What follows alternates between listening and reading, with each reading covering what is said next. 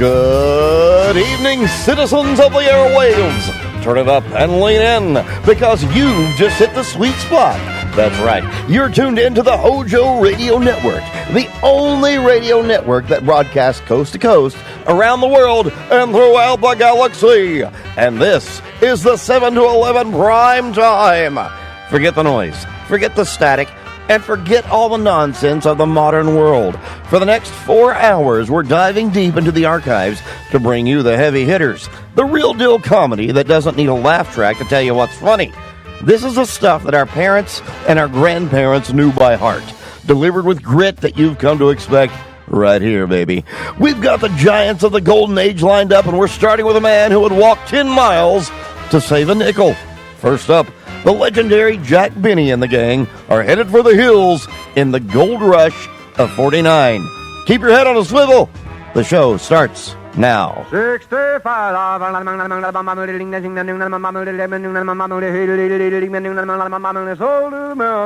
The Jack Benny Program, presented by Lucky Strike. Be happy, go lucky, be happy, go lucky strike, be happy, go lucky strike today.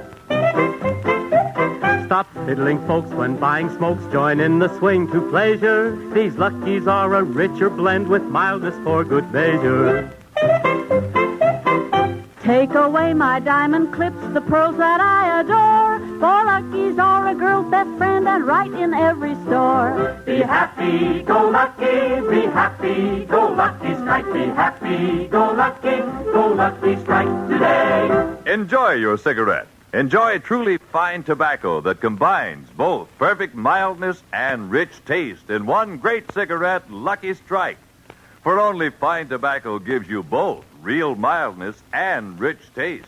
And LSMFT, Lucky Strike means fine tobacco. So friends, be happy, go lucky. Try a carton of Lucky Strike. Be happy, go lucky, be happy, go lucky strike, be happy, go lucky strike today.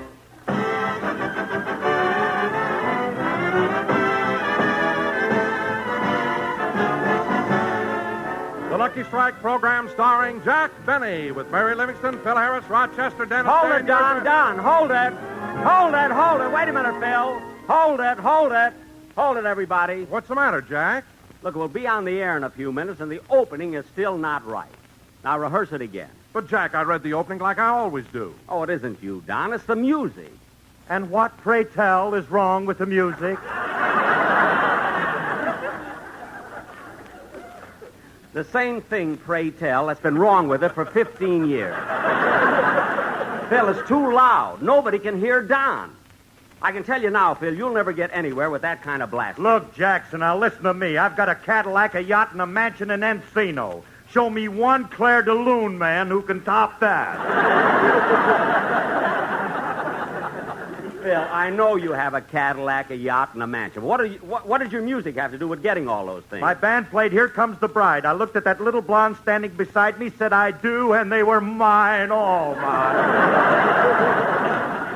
He admits it yet. Jack, we'll be on the air in a minute, so why upset yourself? But, Mary. Well, Phil has a lot of bad musicians, and there's nothing you can do about it. Wait a minute. Hold it a minute, May Company Maisie. Let's get something straightened out. What do you mean about bad musicians? For your information, Liv, my string section used to be with Whiteman, and some of my boys were with Dorsey. Well, I'm talking about the fellows who worked with King. Wayne King? No, Waste King. They used to install them. That I believe, and I like that, Mary. Now, Phil, let's take the opening theme again, and please... Oh, Jack, we haven't time for that now. The audience is coming into the studio. Oh, gee, I hope we have a good crowd. I'm going to peek through the curtain and see. Looks pretty good. 1, 2, 3, 4, 5... Jack, stop counting. The tickets are free. Oh, yes, I keep forgetting, you know. Next aisle over, please. Next aisle over. Don't crowd, please. Don't crowd. Oh, Lamb! Coming, Ellie. I almost lost your place in line. What took so long? I got into a big argument in the lobby. Why? Why, what happened? They wouldn't let me hitch my horse to that statue of Mr. Paley. I just can't understand. Keep moving, please. Now, see here. Don't push me around, Sonny. Mr. Benny mailed me my tickets personally. Come on, Ellie. Let's sit down here in the front row. Okay, Lem. I'm glad we got here on time. Yeah? Good thing we turned the rooster back an hour last night. Well, now, let's sit down and open the lunch basket. Here's a banana. A banana? That'll hold you till I get out the sandwiches and pour the coffee. Okay. You know, I heard Mr. Benny's program last week, and it was really a dilly. Almost as good as Spate Cooley. You know, when he came out and said... Oh, look, Lem. The curtain is opening.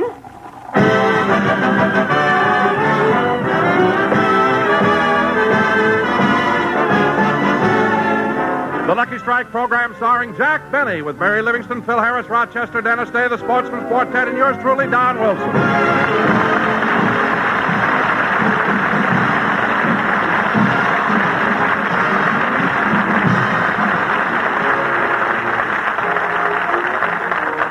And now, ladies and gentlemen, we bring you a man who is loved, admired, and respected by millions. And here he is, Jack Benny.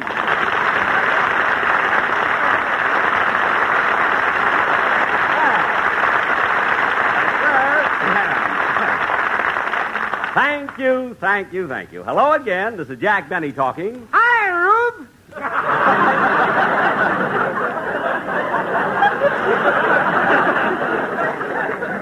What? Thanks for the tickets. You're welcome. This is Jack Benny talking, and Don, your introduction was Heard the show last week. Laughed so hard I fell off my milking stool.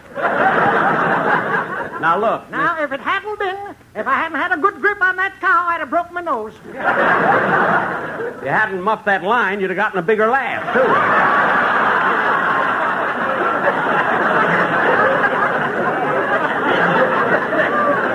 Now, why doesn't he keep quiet? Jack, the show. Oh, yes. Hello again. This is Jack Benny talking. And, Don, it gives me great pleasure to announce that tonight we're going to do a sketch to celebrate a great event in California history. This event happened on September 9th, 100 years ago. Now, kids, who knows why Californians will always cherish that wonderful day? I do. Why? No smog. I mean another reason. Don, do you know what California is celebrating? No. Don, you mean to tell me that you, a college man, a radio announcer, don't know California history? That's disgusting. Now, just a minute. Why should I know about California history? I was born in Colorado. Well, some of you must have flabbed over into California.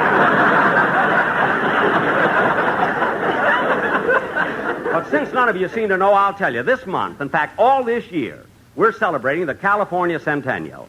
Centennial? What's that? What's that, Phil? 100 years ago, California joined the Union. The whole state? Why, certainly. That Petrilla really is on his toes, ain't he?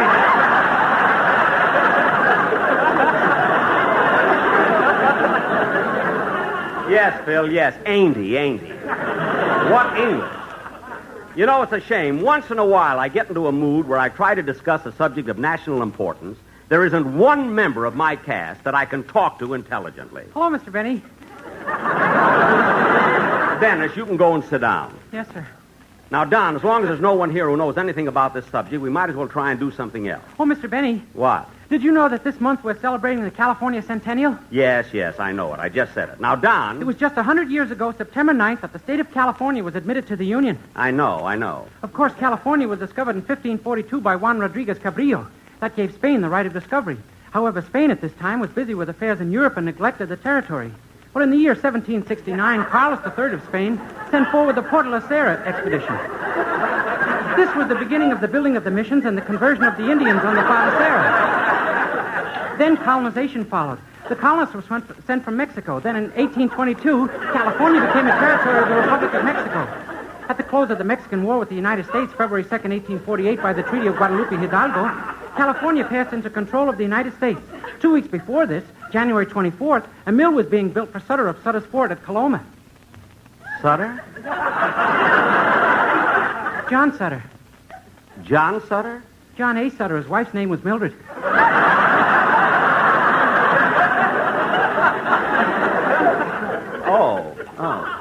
The California territory was especially desirable to the United States because of its strategic position and its natural resources, such as gold, silver, oil, and timber.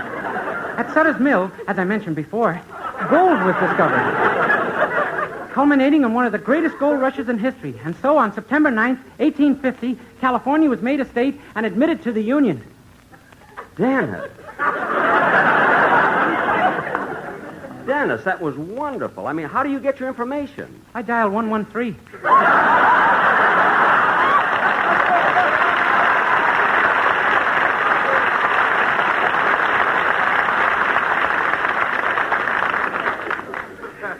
You dial? I've got more information in my little finger than you have in your whole head. Well, Dennis, it's hard for me to get my head in the dial. Anyway, Dennis, it's not important how you acquired your information. The mere fact that you were able to retain it is an accomplishment in itself. I sing, too. I know. Now, let's have your song because we have a very important sketch to do. I hope it's as funny as last week. Oh, be quiet. What are you going to sing, Dennis? Well, I'm going to sing a little ditty called... Dennis, don't talk! Just sing your song.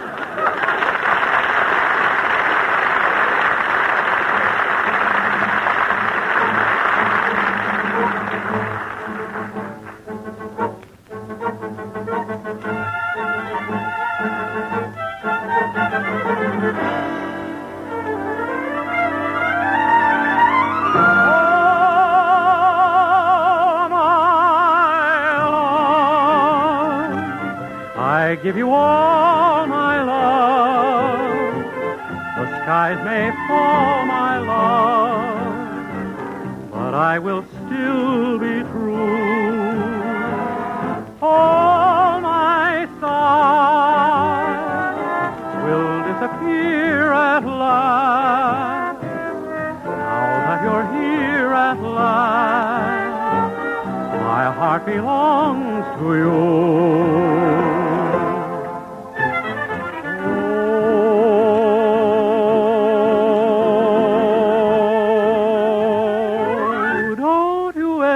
Let me go. You thrill me so I can see. As I recall my life, I've waited all my life to give you all my love.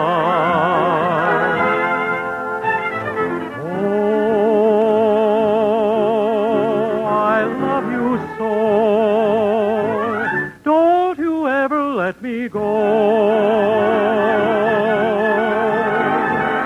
You thrill me so I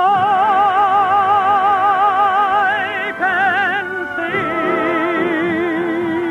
As I recall my life, I've waited all my life to give you all my love. I,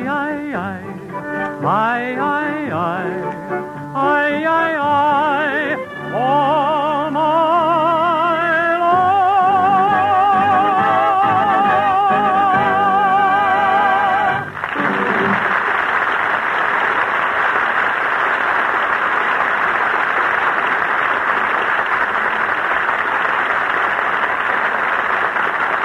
Very good. Yes, sir.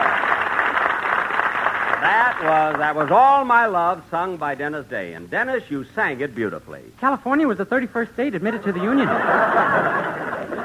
What? I forgot to mention that before. Oh, well, thanks, kid. And now, ladies and gentlemen, for our feature attraction tonight, we are going to present... The first governor of California was named Peter H. Burnett. Dennis. His wife's name was Mabel. Dennis, we don't need any more information, so drop it.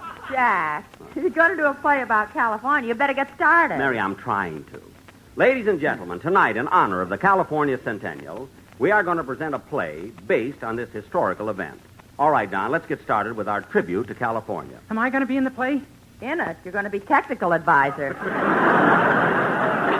Yeah. Go ahead, Don. Introduce the play. Okay, Jack. Oh, darn it, the phone. I'll get it. Whoop. Who threw that banana peel on the stage? Hi, Rube. What? California got its first shipment of bananas in 1864. Dennis, I don't care when. Okay. Hello? Hello, Mr. Benny. This is Rochester. Rochester, what do you want? Have you been shopping lately?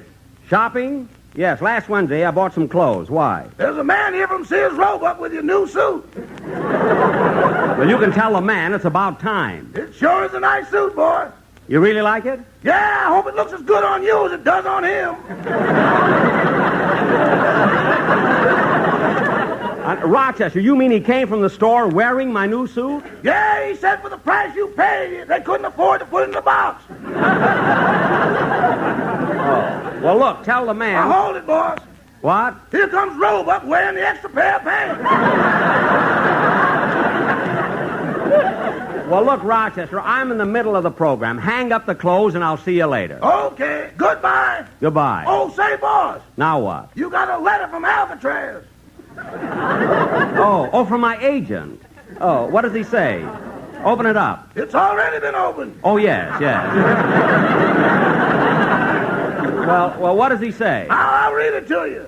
Dear Jack, next Friday's my birthday, and if you want to send me monogram shirts, my initials are 9-3.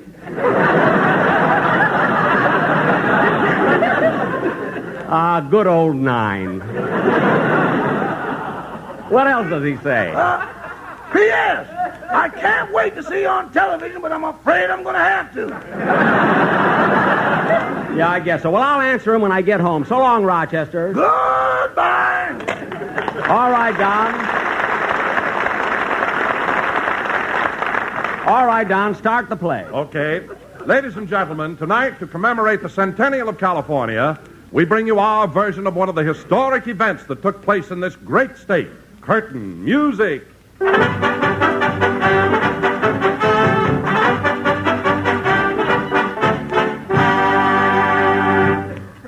name is Slim Benny. My sidekick, Tex Harris, and I were a couple of prospectors drifting from place to place. In the year 1849, we found ourselves in the sleepy little Mexican pueblo of Nuestra Senora La Reina de Los Angeles de Porquinulco. In English, this meant stop here for plant inspection.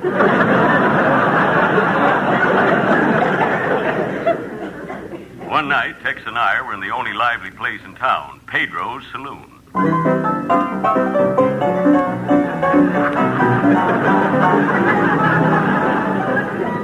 Been a pretty exciting evening here at Pedro's, eh, Tex?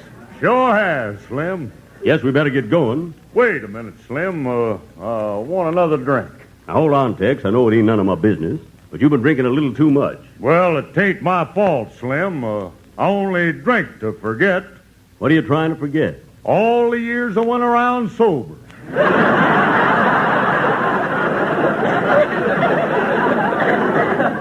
Well, I'll drink with you, but stand up for this one. Oh, bartender. Bartender. What will you have, senor? I'll have a double tequila. And what for you, senor? Well, I'm kind of hungry. I'll have a sandwich. Okay, but you will have to go outside and eat it on your horse. This is a drive-in. Then don't bother. You know, Tex, I like this little town. I think... Move over, you hombres. I want a drink. Stop shoving, mister. I said move over. I'm a-warning you. You better... Slim, be careful. That's Wendy Wilson, the toughest man in these parts. Oh, he is, eh? Well, I'll take care of that.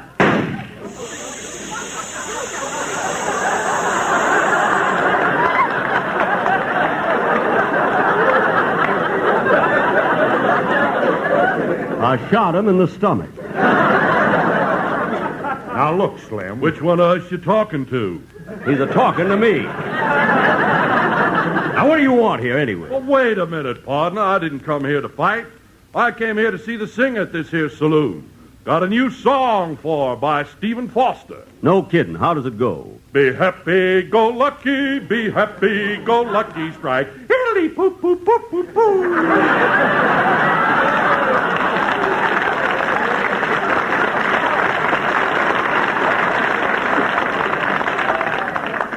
Italy Poop Poop is by Stephen Foster? Yep, it's called Genie with the Light Brown Tobacco. Oh. Well, look, here comes the singer now. Yeah. I watched her as she came through the door. She was a beautiful Mexican girl with dark skin and black eyes.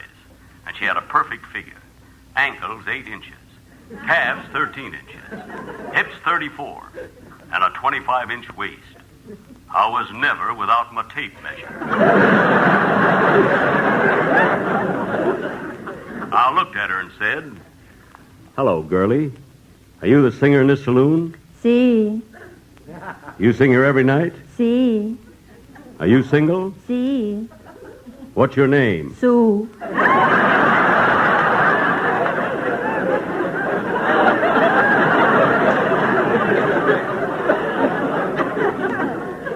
Sue?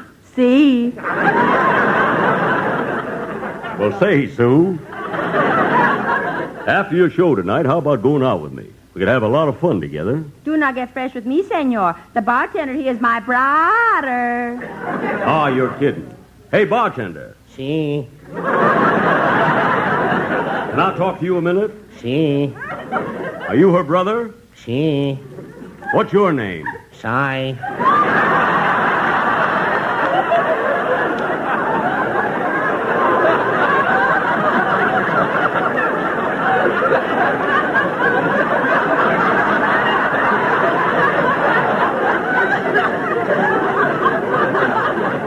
Sigh? Sí.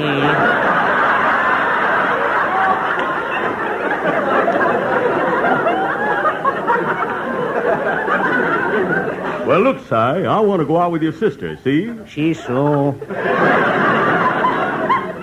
I know she's Sue, Si. I heard Sue say so. What did you say, senor? I killed Si. It was easier than reading that line again.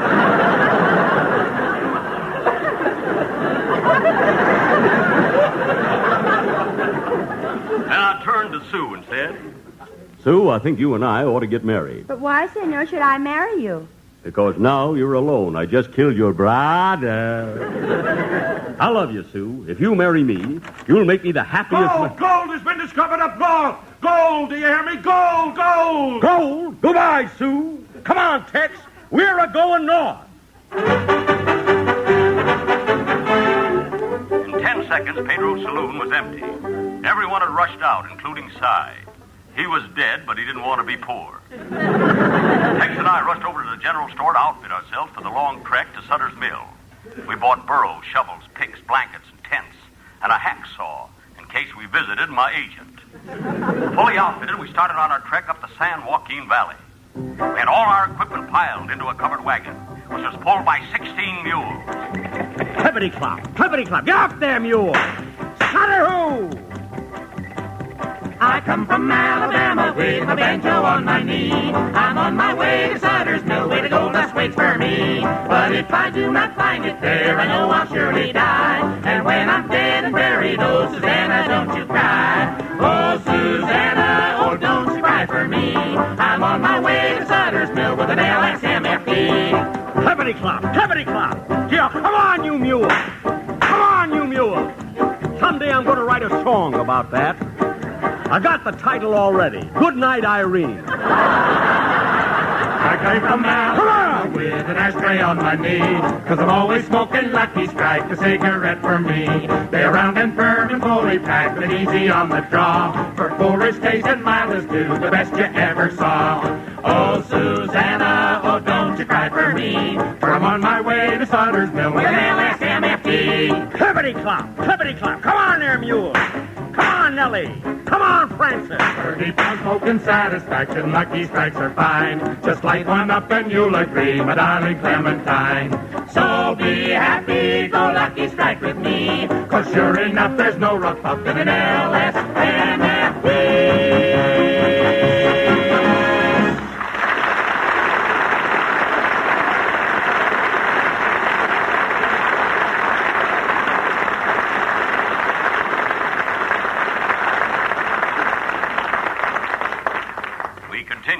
San Joaquin Valley. It was a long, hot, dusty trip. At night, we had to light fires to keep the animals away. We went for days without water, for weeks without a bath. Then the animals started lighting fires to keep us away.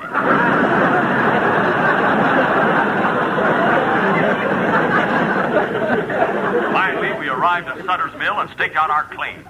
For weeks, we dug and dug and dug.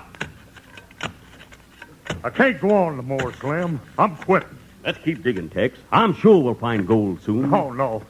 I can't go on, I tell you. I can't go on. This digging is breaking my back. The shoveling is killing me. And look at my hands. They're raw and bleeding. And the sun is ruining my hair.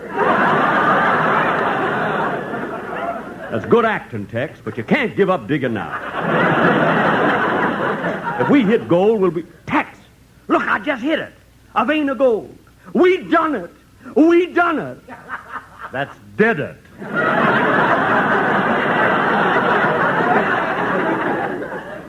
When it came to English, I knew Tex was right. He had graduated from Harvard. Magna cum laude.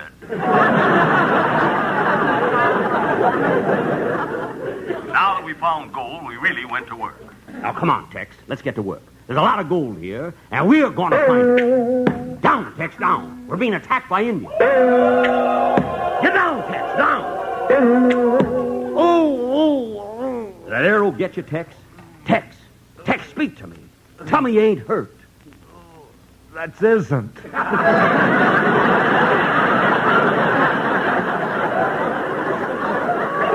All right, Tex. Tell me you isn't hurt. But I are. Well, don't worry, Tex. Look, the chief of the Indians is coming toward us. Yeah, you stay here. I'll go and talk to him. Use good English. I will. How? How? Me, he big Indian chief. Indian chief? What tribe? Sioux.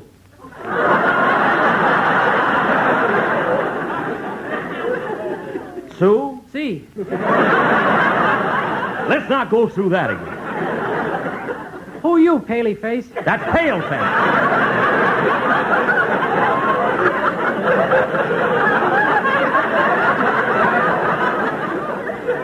Paley Face is that statue in the lobby. My name is Slim Benny. What you pale faces do here? We just found gold. Gold? Then me take 'em. No, it's our gold. We worked for it. We dug for it. We slaved for it. Indian no care. I take 'em your gold or I take 'em your scalp. Well, all right. Here. Slide right off 'em head. The Indian chief left happily, taking my toupee to his teepee. That was the last we saw. Then winter fell, but that didn't stop Tex and me. Or is it Tex and I? What's the difference? When you're rich, you can say anything. We hid the gold in a big snowbank. We had a cool minion. The next day, we began to break camp and leave. Well, I'm ready to go, Slim. Me too, Tex. We got all the gold we need. Let's leave before we're ambushed. Wait, Slim. One last thing. I'm going to go down to the spring and fill our canteens with water. There's nothing I like better than nice, cold, sparkling, clear, pure water. What did you say, Tex? Yes, I killed Slim. It was easier than reading that line again. Music, boys. Jack will be back in just a moment, but first... Be happy, go lucky, be happy, go lucky, strike, be happy, go lucky strike today. I parlez-vous, I speak 9 tongues, the linguist great am I. No matter how you say it, brother, lucky strikes the buy. I am the leader of the band, I know what tunes you like, and favorite on your hit parade is Milder Lucky Strike. Be happy, go lucky, be happy, go lucky strike, be happy, go lucky strike today. Yes, friends, be happy, go lucky, and enjoy your cigarette. Puff by puff, you'll find Lucky's always give you perfect mildness. In fact, scientific tests prove Lucky Strike is milder than any other principal brand. But mildness is only part of the enjoyment Lucky's give you. You get rich taste, too. All the deep-down enjoyment that comes from truly fine tobacco. Because LS, MFT, Lucky Strike means fine tobacco. So, friends, be happy. Go Lucky. Try a carton of Lucky Strike. Be happy, go lucky, be happy, go lucky strike, be happy, go lucky strike today.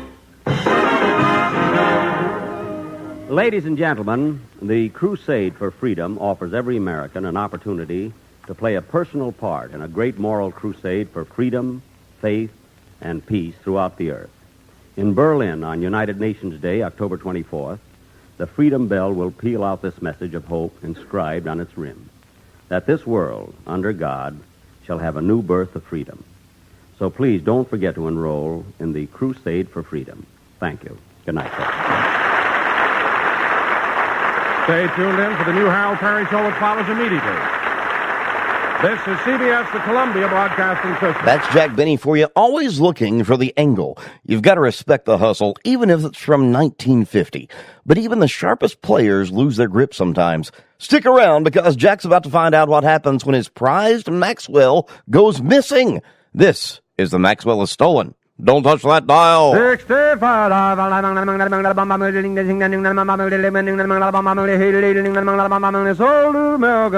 Jack Benny Program, presented by Lucky Strike. Be happy, go lucky, be happy, go lucky strike, be happy, go lucky strike today. Now Venus is a gorgeous girl, but life for her is rough. A statue simply cannot smoke a lucky puff by puff. I drive a cab in my hometown. I know what people like. That milder, richer cigarette whose name is Lucky Strike. Be happy, go lucky, be happy, go lucky strike, be happy, go lucky strike today. Enjoy your cigarette. Enjoy truly fine tobacco that combines both perfect mildness and rich taste in one great cigarette, Lucky Strike. For only fine tobacco gives you both real mildness and rich taste. And LSMFT, Lucky Strike means fine tobacco. So friends, be happy, go lucky. Try a carton of Lucky Strike. Be happy, go lucky, be happy, go lucky strike, be happy, go lucky strike today.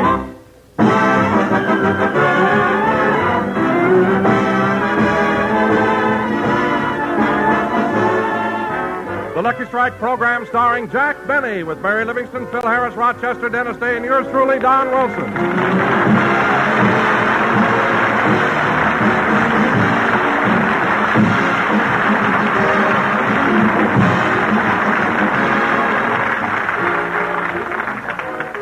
Ladies and gentlemen, yesterday we had rehearsal. About noon, Jack, Phil, Dennis, and I walked across the street to the corner drugstore for some lunch.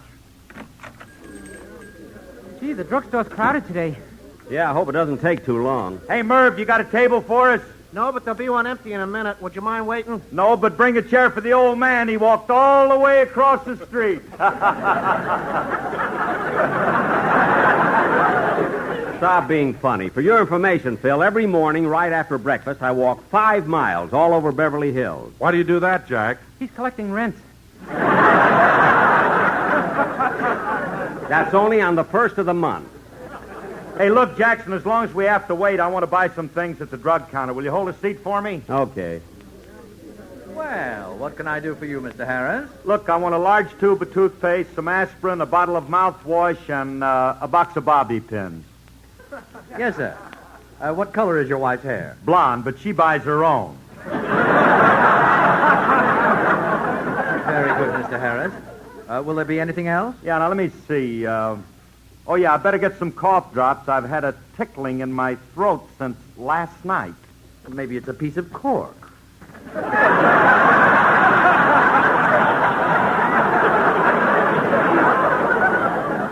Now, what kind of cough drops do you want? Oh, I don't care. Just give me a box of those that are made right here in L.A. L.A.? Yeah, it says so right on the box, Los Angeles. That's lozenges. Oh. Your table is ready, Mr. Benny. Okay, I'll get the others. Phil! Right here, Jackson. Dennis! Oh, just a second, Mr. Benny. I'm weighing myself. How much do you weigh, Dennis? 370 pounds.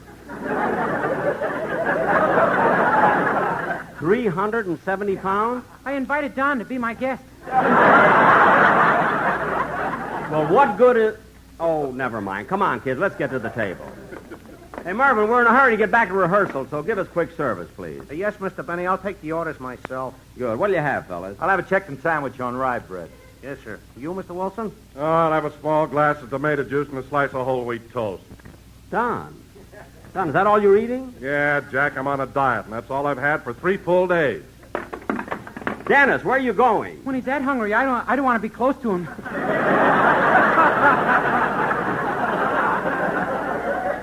Oh, sit down. Yes, sir. What do you have, Mr. Day? I'll have a cucumber split.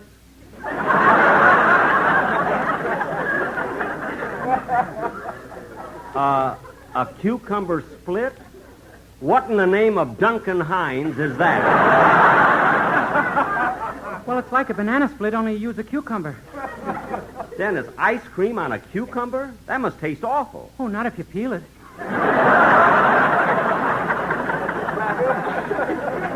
Well, his answer was all right. Maybe my question was silly.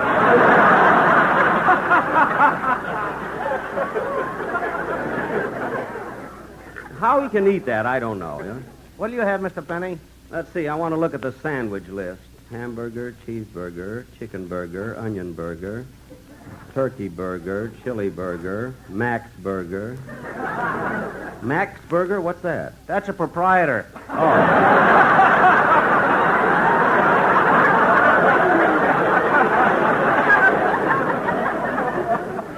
Gee, I don't know what to order. Why don't you try a cucumber split? Dennis, if I live to be 100, I'll never eat a thing like that. It sounds horrible. If you haven't tried it, don't knock it. Oh, keep quiet. See, I don't know what to eat. I just haven't any appetite. Yeah, I haven't felt like eating all day. Don't take it personally, Jackson. They raised everybody's taxes today. I know. Mervyn, I'll have a bacon and tomato sandwich. Yes, sir. What do you gentlemen have to drink? Coffee for me. I'll have a Coca-Cola. Bring me 3 fingers of milk. Phil, 3 fingers of milk? I'm on the wagon, but I don't want to forget how to order. Oh. By the way, Jackson, Remley asked me to thank you for the raise you gave him. That's all right, Phil. Anytime your music is improved, I appreciate it. Why, Jack, what'd Frankie do? He broke his arm and he can't play. What a nice guy. How'd Frankie break his arm, Phil? Well, we were having a little party at Bagby's house, and it was a warm night, so Frankie ran out and took a dive in the pool. Oh, no water in the pool, eh? No pool.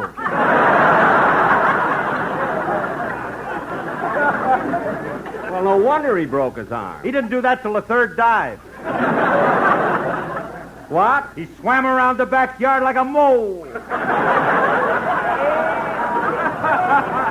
Oh, fine. Here's your food, gentlemen. Thanks. Now, let's eat fast, kids, so we can get back to rehearsal. Well, Jack, look who's walking over here. Why, it's Mr. Kitzel. Hello, Mr. Benny.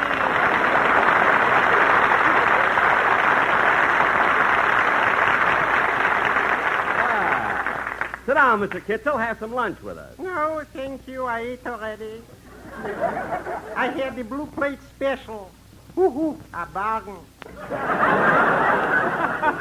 You mean you didn't like it? Who could like it? Such small portions they give you. 6 green beans, 2 potato chips, and a piece of steak. J. Edgar Hoover couldn't find it. Well, that's too bad. Too bad. If it wasn't for the dessert, your whole meal would be awful. Oh, what'd you have for dessert? A cucumber split.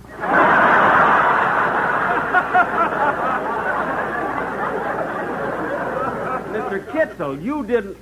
Well, maybe it's good. I don't know. Well, goodbye, Mr. Benny. I got to run along now. I got to pick up my boy and take him to his scout meeting. Oh, is your son a Boy Scout? Is he a Boy Scout?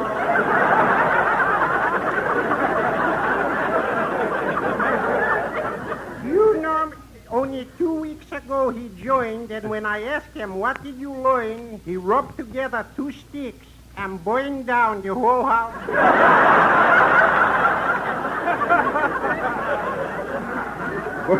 Burned down the house? Uh-huh. When the fireman came, he helped them across the street. No. Uh-huh. And with his little knife, he carved "Be prepared" in their fire hose. Oh, Mr. Kitzel, you're joking. Well,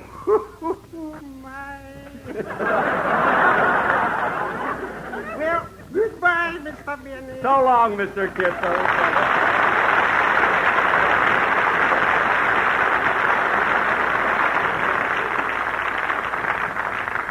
Well, fellas, we better get going, too. We got a lot of rehearsing to do. Here's your check, gentlemen. Oh, I'll take it, fellas. I think it's my turn. No, Dennis, it's my turn. No, Phil, it's my turn. No, Don, it's Phil's turn.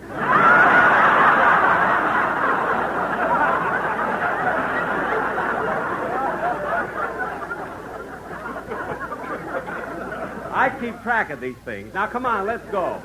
Dennis, what are you doing at the jukebox? Oh, one of my songs is on it, and I want to play it. Well, go ahead and then come right to the studio. Okay. Got a nickel? No! Now, let's go, fellas.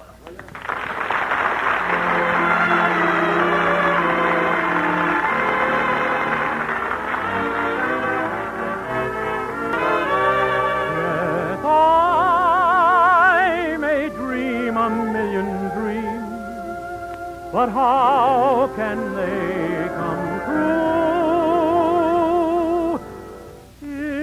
if there will never, ever be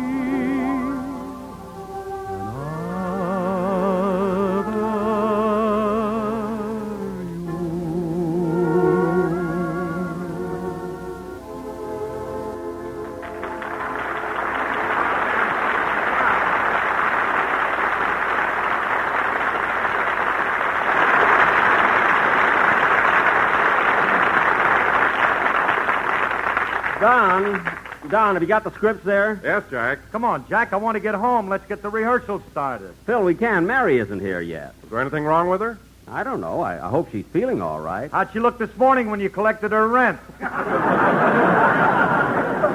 She was all right. She was a little concerned about the controls going off, but then I don't blame her, you know.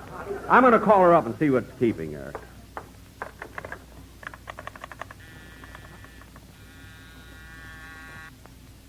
Oh, Mabel, what is it, Geitzel? Mr. Benny's loin is flashing. Yeah, I wonder what Born to be Bad wants now. I'll plug in and find out.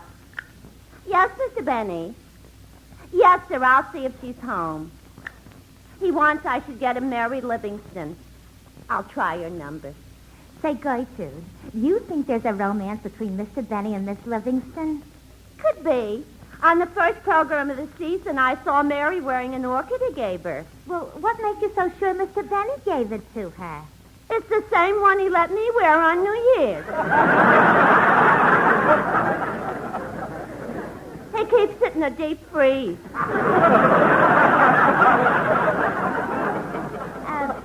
Come to think of it, Gertrude, there could be something between Jack and Mary, because Thursday night when I was at the Mocambo, I saw them there together.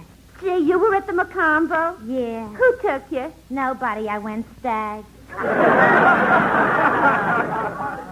Well, you're not ahead of me. I went to the Mocambo once, too, and with Jack Benny. Then you didn't go stag? No, I went Dutch. Say, you know, Mabel, you should see the change that's come over him since he came back from Europe. He's so continental. Now when he sees you, he bends from the waist and kisses your hand. My, how romantic. Yeah. But you gotta straighten him up fast or he stays that way all the time.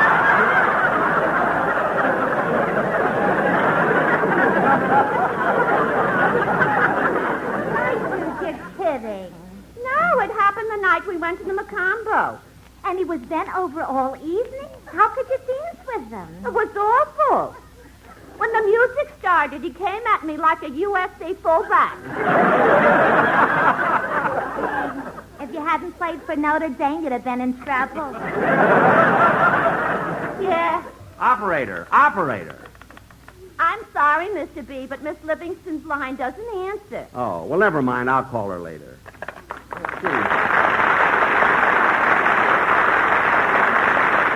Gee, fellas, Mary's phone doesn't answer. I wonder where she is. Maybe she was drafted. Oh, be quiet! Look, fellas, let's rehearse until... Come in. Mr. Benny, you want it on the phone in the hall. Oh, excuse me, fellas. Maybe that's Mary. Hello? Hello, Mr. Benny. This is Rochester.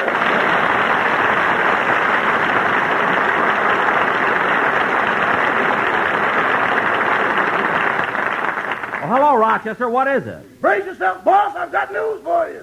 What is it, Rochester? What is it? Your car's been stolen. My car stolen? This is awful. There's two schools of thought on that. Rochester, I'm in no mood for jokes. Is my car really stolen? Yes, boss. It's gone. Oh, this is terrible. Just yesterday, I put in 5 gallons of gas. Ethel yet. Oh, my goodness. What are you going to do, boss? Well, don't worry, Rochester. I'll get my car back. The Beverly Hills police are on their toes. They could be on their knees and catch that car.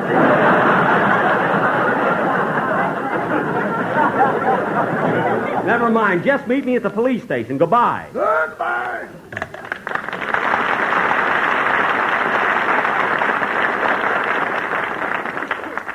Well, was that Mary, Jack? No, Don, it was Rochester. What do you think happened, fellas? What? My car was stolen. Your car? Yes. Gee, and only yesterday you drove me home and maybe put in 5 gallons of gas. Damn it. Ethel yet. All right. Now, look, fellas, rehearsal is off. I got to get down to the police station. Now, where's the quartet? Oh, sportsman! Did you hear the news? Someone stole Mr. Benny's car. Someone stole Jack Benny's car and drove it right away. It makes us feel so very sad, we just can't help but say, be happy, go lucky, be happy, go lucky, strike, be happy, go lucky, strike today. People call me Madman Munch. With them I can't agree. The guy who stole Jack Benny's car is crazier than me. Be happy, go lucky, be happy, go lucky, strike, be happy, go lucky, strike today. My name is Ronald Coleman, and I live next door to Jack. I hope the man who stole that can will never bring it back. Be happy, go lucky, be happy, go lucky, strike, be happy, go lucky, strike today.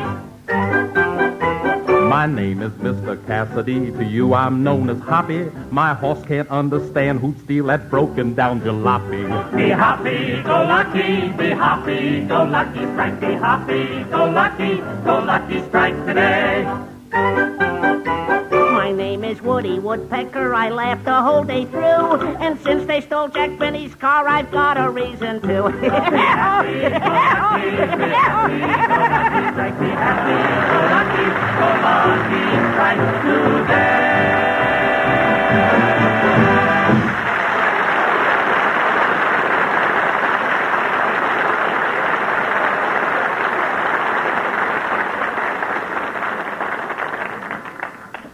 Well, here it is, Beverly Hills Police Station. What a classy place. Look at that sign over the door. Through these portals pass the toughest policemen in the world. Uniformed by Adrian.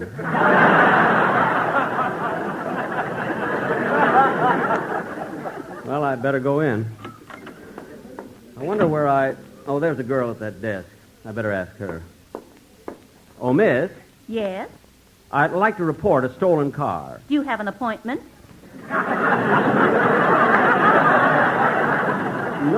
No, I just want to report a stolen car. Well, we're not very busy today. Perhaps we can work you in. Well, good. You may go to the office on the right and see Sergeant Vandermeer. Well, thank you. Sergeant Vandermeer? Yes? I'd like to report that my car was stolen. Do you live in Beverly Hills? Yes, I do. What kind of a Cadillac was it?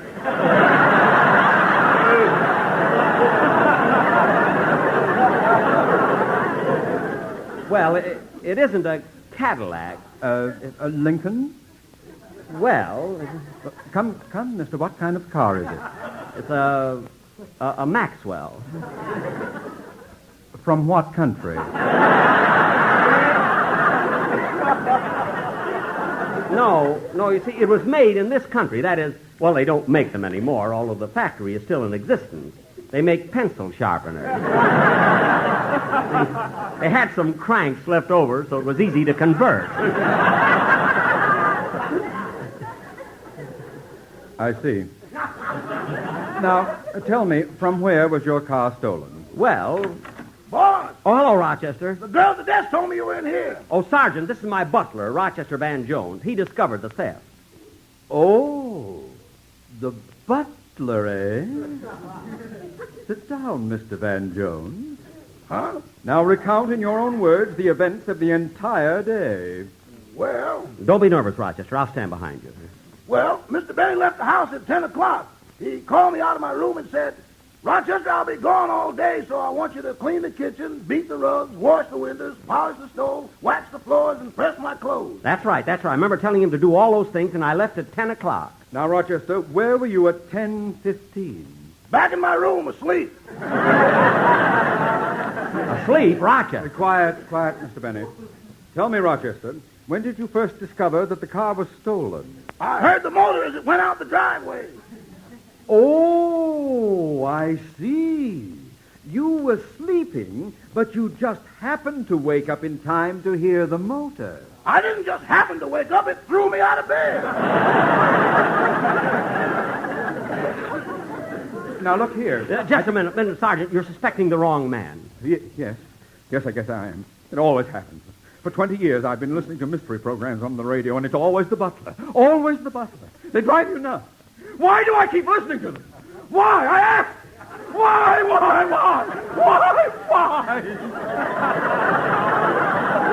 Sergeant, control yourself. Yes, I must control myself. Now, where were we? Oh, yes, your car was stolen. Have it here on the report. Make, Maxwell. That's right. Will you give me a description, please? Well, it has a black body with blue fenders. That is, 2 of them are blue, and 1 is green, you see? What about the 4th one? Well, the color of that one changes. It's made out of lizard skin.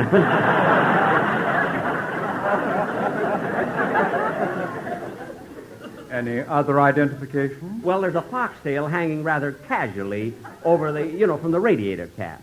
And now let me see what else. Oh, yes, the top goes up and down, you see. Oh, a convertible. No, the top just goes up and down. That's right. You see, we have no windshield to fasten it to, and it's uncomfortable wearing that chin strap, you know.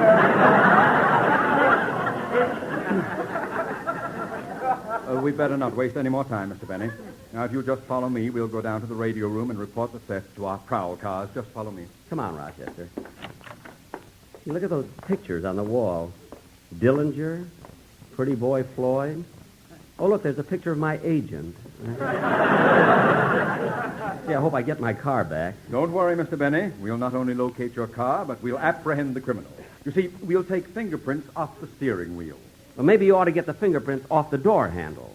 Why? We haven't got a steering wheel. That's ridiculous. What do you do when you get to a corner? How do you make a turn? We jump out and kick the front wheel. Rochester. When we get the car face circle, we go crazy. Rochester, please. Well, here's the radio room. Oh, before we go in, Mr. Benny, have you thought of a reward?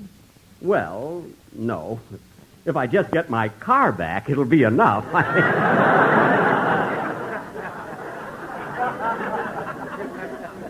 Very well. This way. Calling all cars. Go to 700 North Rexford. See the man about a disturbance. This is Johnson. That is all.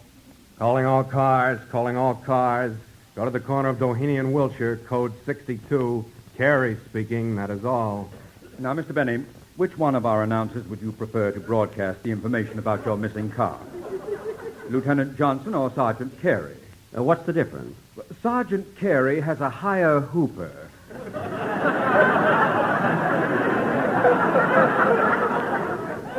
More of our prowl cars listen to him. Really popular, eh? Popular? CBS wants to star him in a program called People Are Crooked. Well, what do you know? Sergeant, tell him to send out the alarm about my car. Certainly. Here, Carrie, add this one to your list. Yes, sir.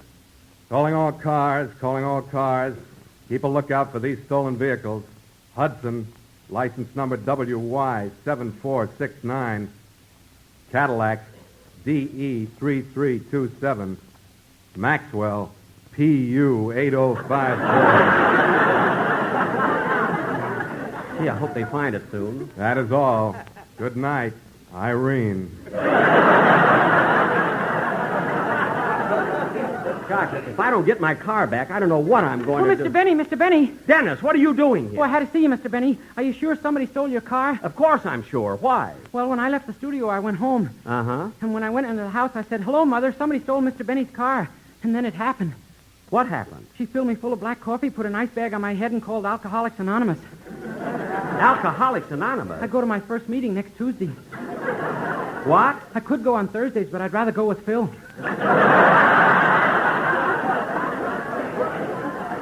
Well, you can tell your mother... Car 28 calling in. Car 28 calling in. This may be it, Mr. Benny. This report may concern your car. Oh, good, good. Okay, car 28, come in. We found the Maxwell, license number PU8054. That's it.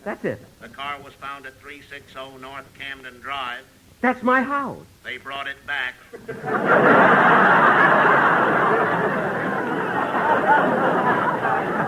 Rochester, did you hear that? They brought it back. They brought it back. This is the third time. Yeah. Quiet, please. Tell me, car 28, did you apprehend the criminals? Only the one that was limping. The other one got away. You say one of them was limping? Did you shoot him? No, his toe was broken from kicking the front wheel. Well, how do you like that? They must have gone by way of Carthay Circle. Come on, Rochester, let's go home.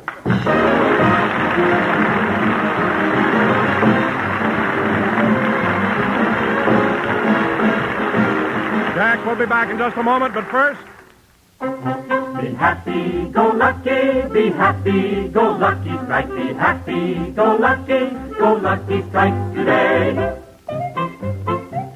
In science and biology, in math and chemistry, there never was a formula like LSMFT. Yes, Luckies get our loudest cheers on campus and on dates. With college gals and college guys, a Lucky really race. Be happy, go lucky strike, be happy, go lucky strike today. Yes, friends, be happy. Go Lucky. Enjoy your cigarette. For Lucky's always give you perfect mildness. In fact, scientific tests confirmed by 3 independent consulting laboratories prove Lucky Strike is milder than any other principal brand. And together with mildness, you always get rich taste, too. All the deep-down smoking enjoyment that comes from truly fine tobacco. For LSMFT, Lucky Strike means fine tobacco. So, friends, be happy. Go Lucky. Try a carton of Lucky Strike. Be happy, go lucky strike, be happy,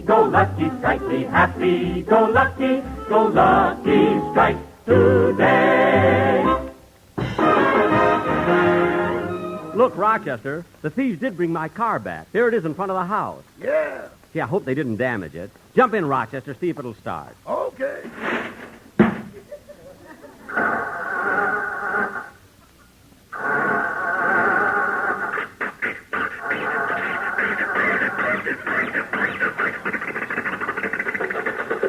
Listen to it, Rochester. Listen. Yeah, boys, it's just as good as ever. It certainly is. Good night, folks. Be sure to hear Dennis Day and a Day in the Life of Dennis Day. Stay tuned for the Amos and Andy Show, which follows immediately. This is CBS, the Columbia Broadcasting System.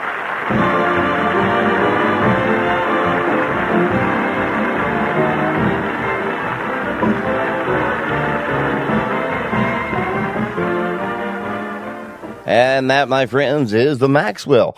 You know, they don't make them like that anymore, literally. All right, let's shift gears. We're headed over to 79 Wistful Vista. We all know a guy like Fibber McGee, full of big talk and half-baked ideas. Wait a minute. Is that me?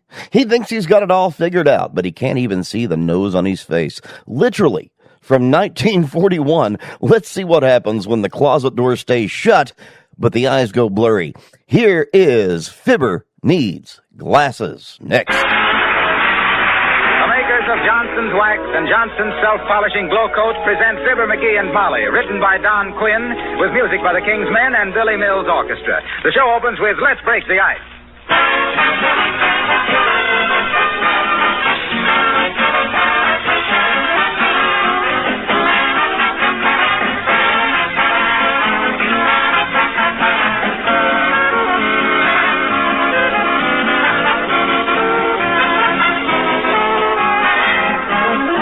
I read an interesting letter from a talented lady who said she and her husband always listen to Fibber McGee and Molly on Tuesday nights. Never miss it because it's her husband's favorite radio show.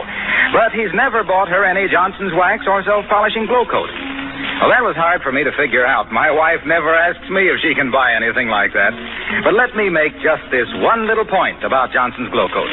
Forget for a minute all the work it saves your little wife. Forget the compliments she'll get from your friends when they see those gleaming linoleum floors wearing their protective coats of Glow Coat polish. But think for a moment about this fact. The Johnson's Glow Coat makes linoleum last much longer, protects it from wear and tear. And I think you'll agree with me that not to insist upon your wife using Glow Coat is just bad business. Remember, Glow Coat needs no rubbing or buffing. It's self-polishing. Buy some tomorrow.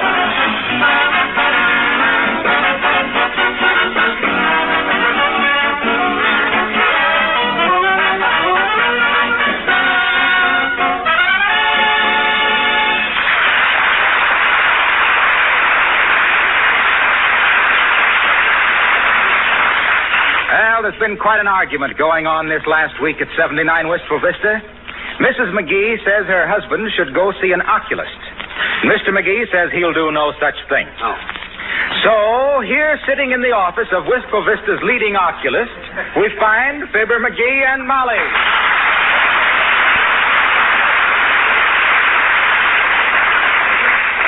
Oh, now stop your fidgeting, McGee. The doctor will see you in just a few minutes. I don't care if he never sees me. This whole idea is silly. I don't need glasses. Oh, you don't? No. I suppose you were just kidding this morning when you yelled, "Hey, I found a quarter." And then you picked up the manhole cover. Well, shucks. There's nothing really wrong with my eyes at all. I just strained them a little looking for that comet, that's all. Well, I'm glad to hear you even admit that. Heavenly days, it's no disgrace to wear glasses. Oh, you just say that on account of Uncle Dennis. He doesn't wear glasses. Oh, no? He's worn out most of ours one way and another. Well, you'll admit he carries it like a gentleman. Yeah. He even hiccups with a Harvard accent. Look, Molly, you know very well my eye strain is just a temporary condition. I don't... All right, Doc. Sure is a load off my mind. Oh, hello there, old-timer. Been getting your eyes examined? Yep. As the chemist says, when the dye factory blew up, I come out with flying colors. Well, what did the doctor tell you? Oh, he says I didn't have a thing to worry about, daughter. Says I'll be reading newspapers without glasses when I'm 95. Oh, that's swell, old-timer. I'm glad to hear it. What's the matter with your eyes? Got a twitch in one of them, Johnny. Oh. Nervous? Not till I had my face slapped the third time. They thought you were a masher, eh? Well, as I always says, old-timer, the trouble with flirting is that you're generally flirting with trouble. That's pretty good, Johnny. But that ain't the way I heard it.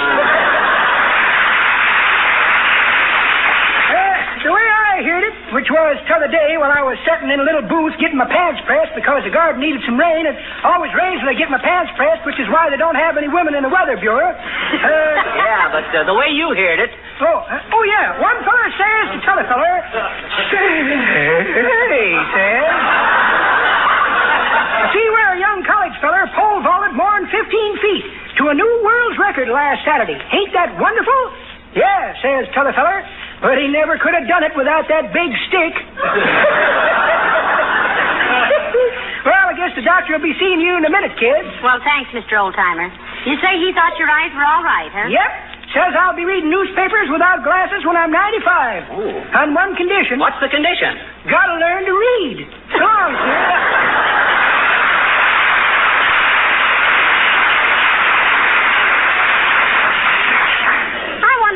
He is, McGee. Search me, but I'd swear he wears a TP. No. You mean a frappe. I do not. A frappe is a small sedan.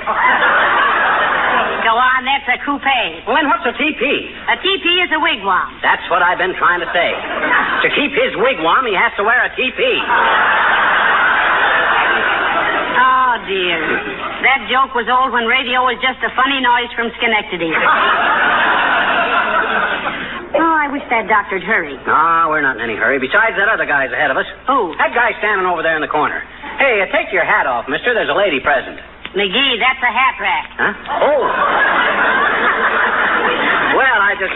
All right, Mr. McGee, you're next, I believe. Will you step in here, please? Okay, Doc. You may come, too, if you wish, Mrs. McGee. Oh, thank you, Doctor. Now, you understand, I'm just doing this to humor my wife, Doc. My eyes are as good as they ever were. We'll see, we'll see. We'll just give you a preliminary examination, Mr. McGee. Yes. There's nothing to worry about. Who's worrying? I am. What about? Oh, nothing in particular. I just worry. Gives me that busy professional frown, you know. Very valuable. Impresses people. Yes. Now, first, Mr. McGee, I want you to read the chart for me. XKMZOPLBW. Isn't that wonderful, Doctor? It certainly is. Now, I'll put up the chart and see if he can do it. Now then, Mr. McGee, read the top line. The top line from the bottom? Quit stalling, McGee. Read the chart. Oh, he cheated. That ain't the chart I'm familiar with. Look, Mr. McGee, I'm afraid I'll have to relax the muscles of your eyes before I can examine them properly. They're a bit strained, you know. Oh, well, how will you do that, Doctor? We'll put drops in them. Oh. It relaxes the muscles and enlarges the pupil. Oh, yeah. His vision will be blurred for a few hours, and then I want him to come back. Say in about 3 hours. Yes. Oh, no, wait a minute, Doc. Now? Sir, I don't want to... Now, McGee? Huh? Who knows best, you or the doctor? You don't either. Go ahead, Doctor. Very well. Open your eyes wide, McGee. Not your mouth, your eyes. That's it. Yes. 1, 2. There. Now, that wasn't so bad, was it? Oh, I guess I'll live through it. I ain't scared. Well, then what are you trembling? I'm not trembling. The doctor ought to know, dear. You're holding his hand. Huh? Oh. I thought that was yours, Molly. Excuse me, Doc. That's all right. I'll have the circulation back in that hand in no time. Well, that's all for now, Mr. McGee. Remember, back here in 3 hours. Yes. Well, now, what'll we do in the meantime? We might go sit in a movie. Don't be silly. You couldn't see the picture, and the dialogue wouldn't make sense. Oh, that's all right, Mrs. McGee. Who is he to criticize senseless dialogue, eh? Don't you worry about your eyes, Mr. McGee. There may be nothing at all wrong, you know. Nothing at all. Oh, I'm not worried, Doc. All us McGees have had good eyes, particularly the men in the family. Why, even when I was a tiny baby, people used to say, "Can you imagine such beautiful eyes in a mug like that?" Eyes a muggin' McGee, I was known as in them days. Eyes a muggin' McGee, a magnificent masculine mess of muscle and mental magnitude, mentioned in Milady's monthly magazines as the mighty male who managed to mesmerize most of the merry minxes of Monte Carlo, and the majority of Marcel's maidens of Manhattan, and many of the magnetic misses of Mississippi, Missouri, Michigan, Montana, Minneapolis, Minnesota. A merry mass of manhood with a touch of Irish elf, but let's get going, Molly, or I'll believe this stuff myself.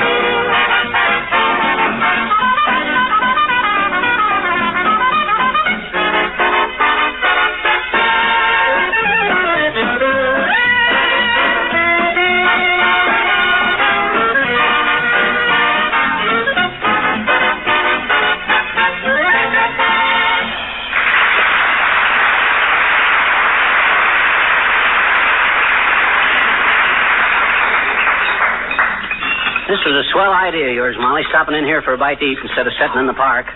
How are your eyes, dearie? Is the medicine wearing off? Oh, sure, I can see better now than I... Whoops! What's the matter? I guess I'm kind of clumsy today. I dropped the top off the ketchup bottle and into the sugar bowl. That was an olive, and you dropped it in the cream pitcher, and there's no ketchup on the table. 70 days, it's a good thing I'm with you, or goodness knows what. Uh-oh. McGee. Huh? There's Mrs. Uppington over at that table behind the post. What's the old war horse eating? A bale of hay all rotten? Let me see. No, she's polishing off a big piece of chocolate chiffon pie. Her and her And the next time she tries to tell me about living on Melba toast and skim milk, Oh, how do you do, Mrs. Uppington? Imagine meeting you here. Oh, how do you do, my dear? Good day, Miss McGee. Hi, Uppy. Mrs. Uppington is over there, dearie. I'm Mrs. McGee. You're looking very well for yourself, Abigail, old girl. Thank you, my dear. Though I must do something about my weight. I'm simply gaining ounces, you know. Oh, cut it out, Uppy, cut it out. You got a wonderful figure, Uppy. In fact, I never seen you look handsomer than you do today. You ain't fat. You're just chubby in a cute way. Oh, flatterer. Besides, whatever you do gain, little Abigail. I always said what this country needs is less hustle and more bustle. And that's a mighty ducky little chapeau you're sporting today, too, Uppy. Miss McGee, I am not wearing a hat. Huh? Oh, I thought that was an airplane. Well, you're always so far ahead of the styles. I thought you had on one of them new off-of-the-head hats. Oh, now you say such sweet things, Miss McGee. I have a tough time doing it, though.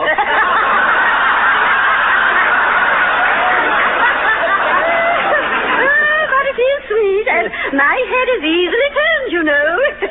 Well, that's because your neck is so skinny, Abigail.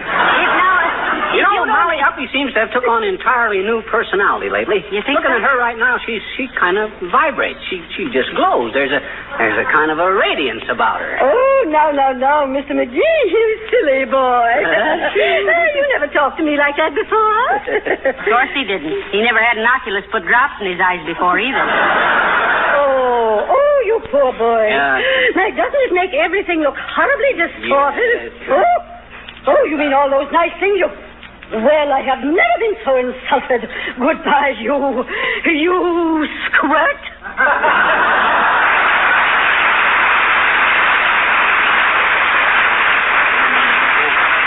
Molly, did I say something wrong? No. But I don't think that was government-inspected bologna you were dishing out. Come on, McGee, let's go. Okay, you paid the check? Yes, I did. Can I help you with your coat, dearie? No, thanks. I got it. You got it all right. You got it inside out. Huh? Oh. Here, let me. McGee, this isn't your coat. Huh? It isn't? Well, where is mine? I put it right on that rack there. Oh, dear. Somebody must have taken yours by mistake and left this one. Huh?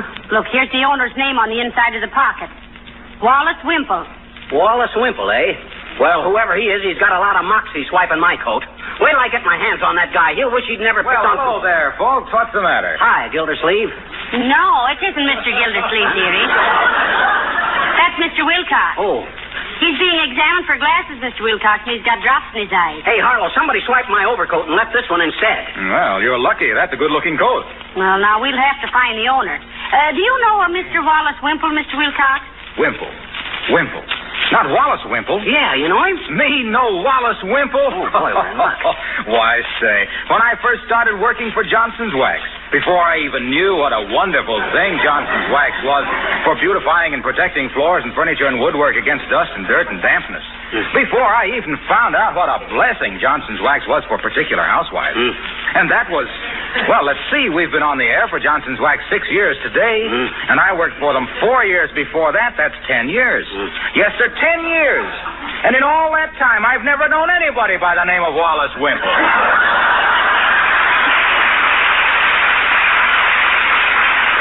Isn't that amazing? Why, it's unbelievable. Wilcox is your real name, O'Sullivan.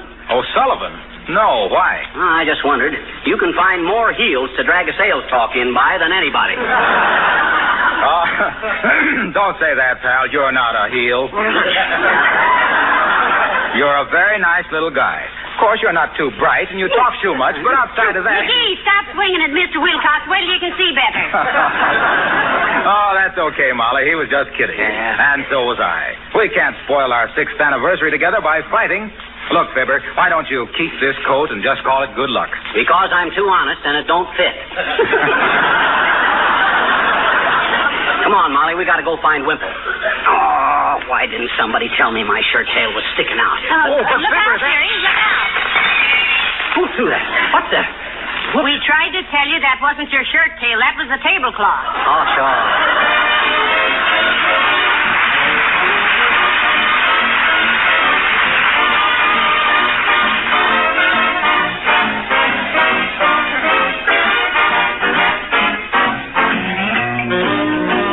The King's Men sing, Let's Get Away From It All.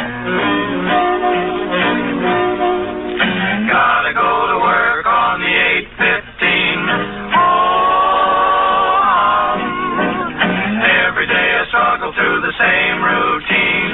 Oh, every night I go to bed and then get up to start all over again. Let's take a boat to Bermuda. Let's take a plane to St. Paul. Let's ride a kayak to Quincy or Nyack. Let's get away from it all. Let's take a trip in a trailer. No need to come back at all. Let's take a powder to Boston for chowder. Let's get away from it all. We're gonna fly away. We're gonna fly away. We're gonna shut the door and lock the gate and let the bill collectors wait. Hurry out and celebrate before we get too old to make it. Take a boat to Honolulu. We'll take a clipper over China's wall. We'll drop a line to Uncle Willie from a steamer bound for Chile. Let's get away from it all. Fly a ticket down to Rio, or you can take along a Spanish shawl. We'll take a passage on a freighter just across the old equator. Let's get away from it all. We'll look up all your aunts and all your uncles and your cousins, and we'll camp right at their door. They may go broke, but holy smoke, we'll never worry anymore. They'll never miss me at the office. I'm never going back there at all. We'll never be at home when the butcher and the baker and the tailor and the landlord call. We're gonna leave them flat, so baby, grab your hat. Let's get away from it. Let's get away from it all.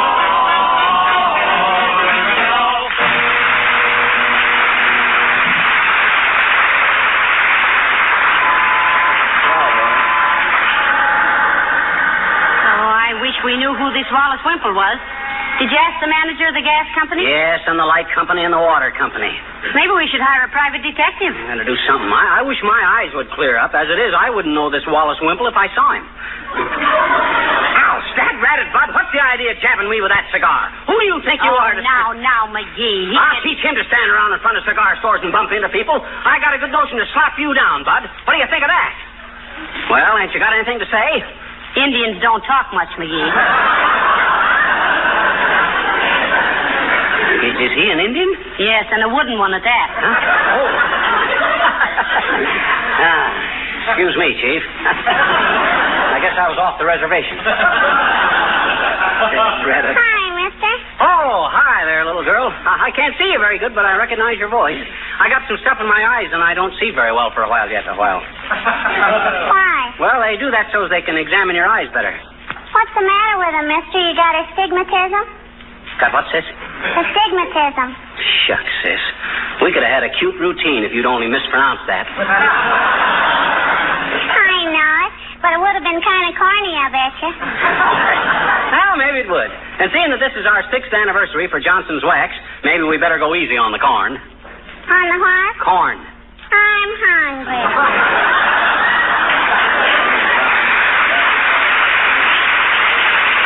What's the matter with you, sis? You a food hoarder? You save it for a friend?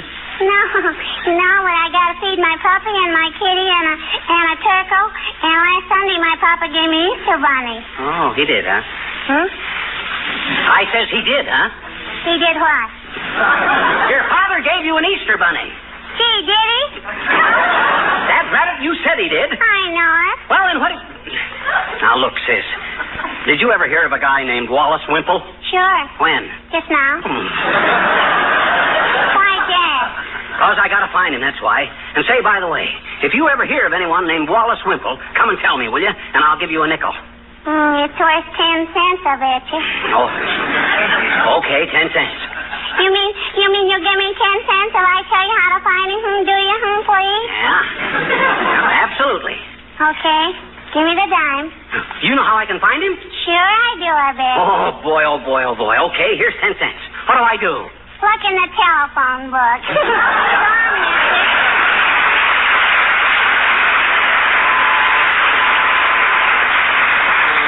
I never thought of that. Hey, Molly, lead me to the nearest phone booth, will you? All right, dearie. I don't know how we overlook such an obvious idea. Well, sometimes the things right under your nose are the hardest to see.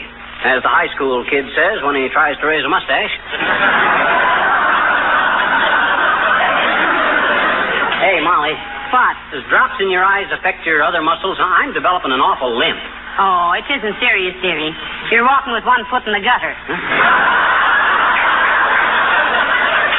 Let's get down to Kramer's drugstore and see if we can... Well. Hello, Mrs. McGee. Hello, Fibber. Hello, Mr. Gildersleeve. Is that you, Throcky? Well, what's the matter with you, little chum? What are they leading you around for? Oh, don't drip so much, you big drip. You make me sick with all McGee's been to the oculist, Mr. Gildersleeve, and he's got drops in his eyes. Not that it bothers me at the moment, Gildersleeve. You always did look like a big blur to me anyway. Is that so? Yes, that's... Why, you astigmatic little biological error? For 2 cents, I'd pop you one right on that little receding chin of yours. And if you haven't got 2 cents, you can open an account with me.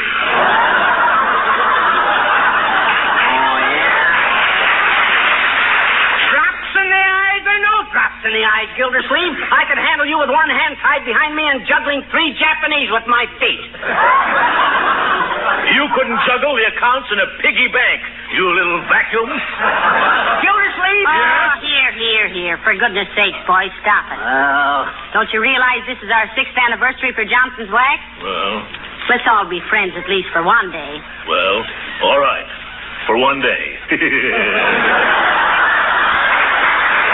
Day it is, Gildersleeve. But what are you doing tomorrow? Nothing. Okay. Suppose I meet you in back of the firehouse and slap a few of your cheap gold fillings down your noisy apparatus.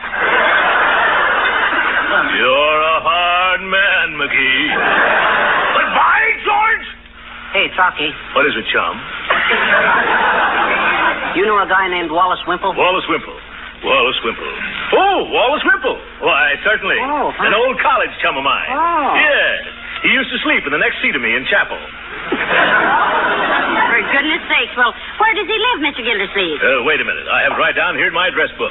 Wimple. W. Here's Wilma. Wilma, huh? Wilma's a horse. She's running in the Derby this year. W. Ah, here it is. Wally Wimple. 1345 Oak Street. And when you see him... Okay. Taxi! Okay, Molly, let's go. Come on, McGee. Come on, get in quick. No, in the back seat, dearie. Oh. That's it. Thank you, Mr. Gildersleeve. Now, wait a minute, folks. What's this all about? I might... Go tat a tip at you, big mug. I'll see you tomorrow behind the firehouse. Oh!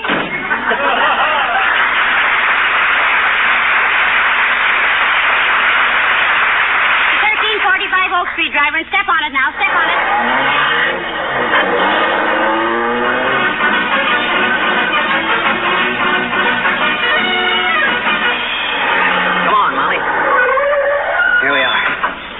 Watch the step, dearie. Here, take hold of my hand. Now, you let me handle this, Molly. This guy may be a professional crook, and I might have to get tough with him. Well, what if he's a big bruiser?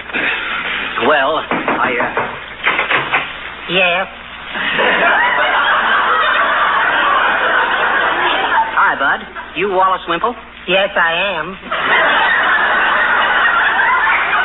Is he a big guy, Molly? No, he's just a little guy, McGee. Yes, eh? Now, you look here, Wimple. You got a lot of nerve swiping my coat out of that restaurant. I got a notion to kick you around and teach you respect for other people's property. What's the idea of taking my coat? Well, bless my soul, I didn't even know I had taken the wrong one. Well, is this your coat, Mr. Wimple? Oh, it certainly is, and thank you so much for returning it. Is that all you got to say, Wimple? Ain't you going to apologize? Yes, I certainly am. It was a very ridiculous mistake. But at the time, I couldn't tell one coat from another. Well, why not? Well, I went to an oculist this morning, and he put some drops in my eyes. Isn't that silly?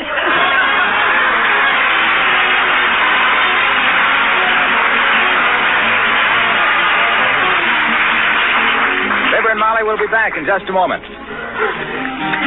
Have you heard about the special bargain offer that many Johnson dealers are now making? It's one you will not want to miss, so listen carefully.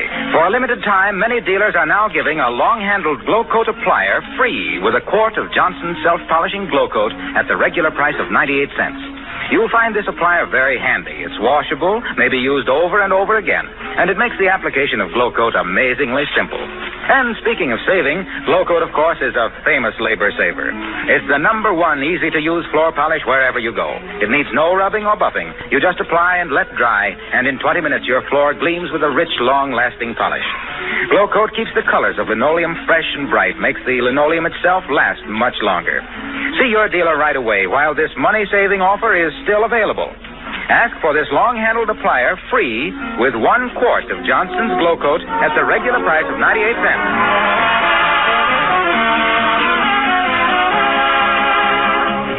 Ladies and gentlemen, tonight's program marks the beginning of our 7th year on the air for Johnson's Wax. And the people in both Racine and Wistful Vista want to thank you all for your loyalty and friendship. That's right. If it hadn't been for you folks, why we would... Telegram for Fibber McGee and Molly. I'll take it, Wallace. Thanks. Let me read it, dearie. Remember your eyes. Oh, how nice. Listen, McGee. Yeah? Congratulations to Fibber McGee and Molly on their 6th anniversary. Oh. You have done a wonderful job, and we hope your sponsor appreciates you as much as we do. We hope they sign you up for another 6 years. Oh, shucks. That'll be 89 cents, please. It's collect. It is not collect. I paid for that, Philip. Good night. Good night, all.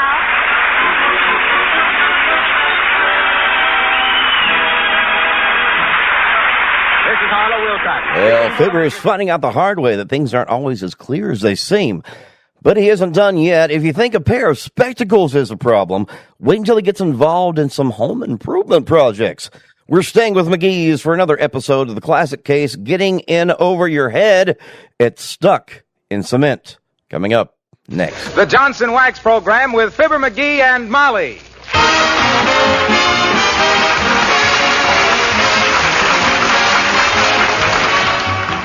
The makers of Johnson's Wax and Johnson's Self-Polishing Glow Coat present Fibber McGee and Molly, written by Don Quinn with music by the King's Men and Billy Mills Orchestra.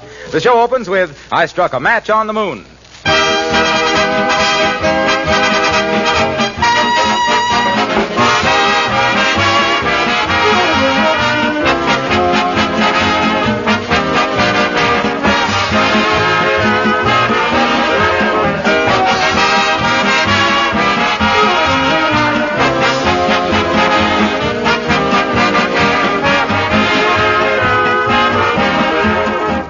Ladies, what's the most popular room in your house?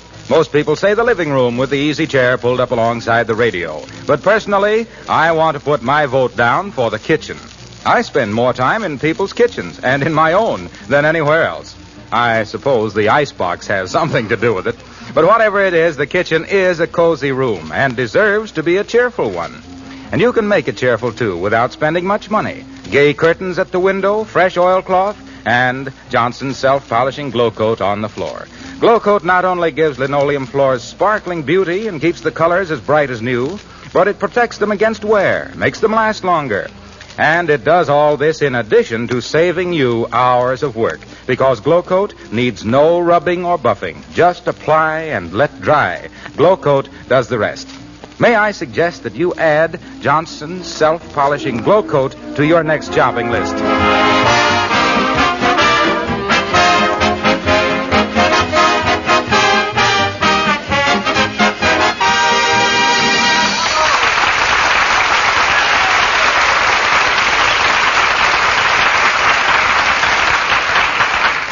Well, a man can fool some of the people all the time, and all the people some of the time, and his wife almost none of the time. So, So when our hero seems unusually gay and light-hearted, laughing at anything, his better half suspects the worst. In other words, when a guy doesn't grouse, his spouse smells a mouse. And that's the way it is tonight with Fibber McGee and Molly.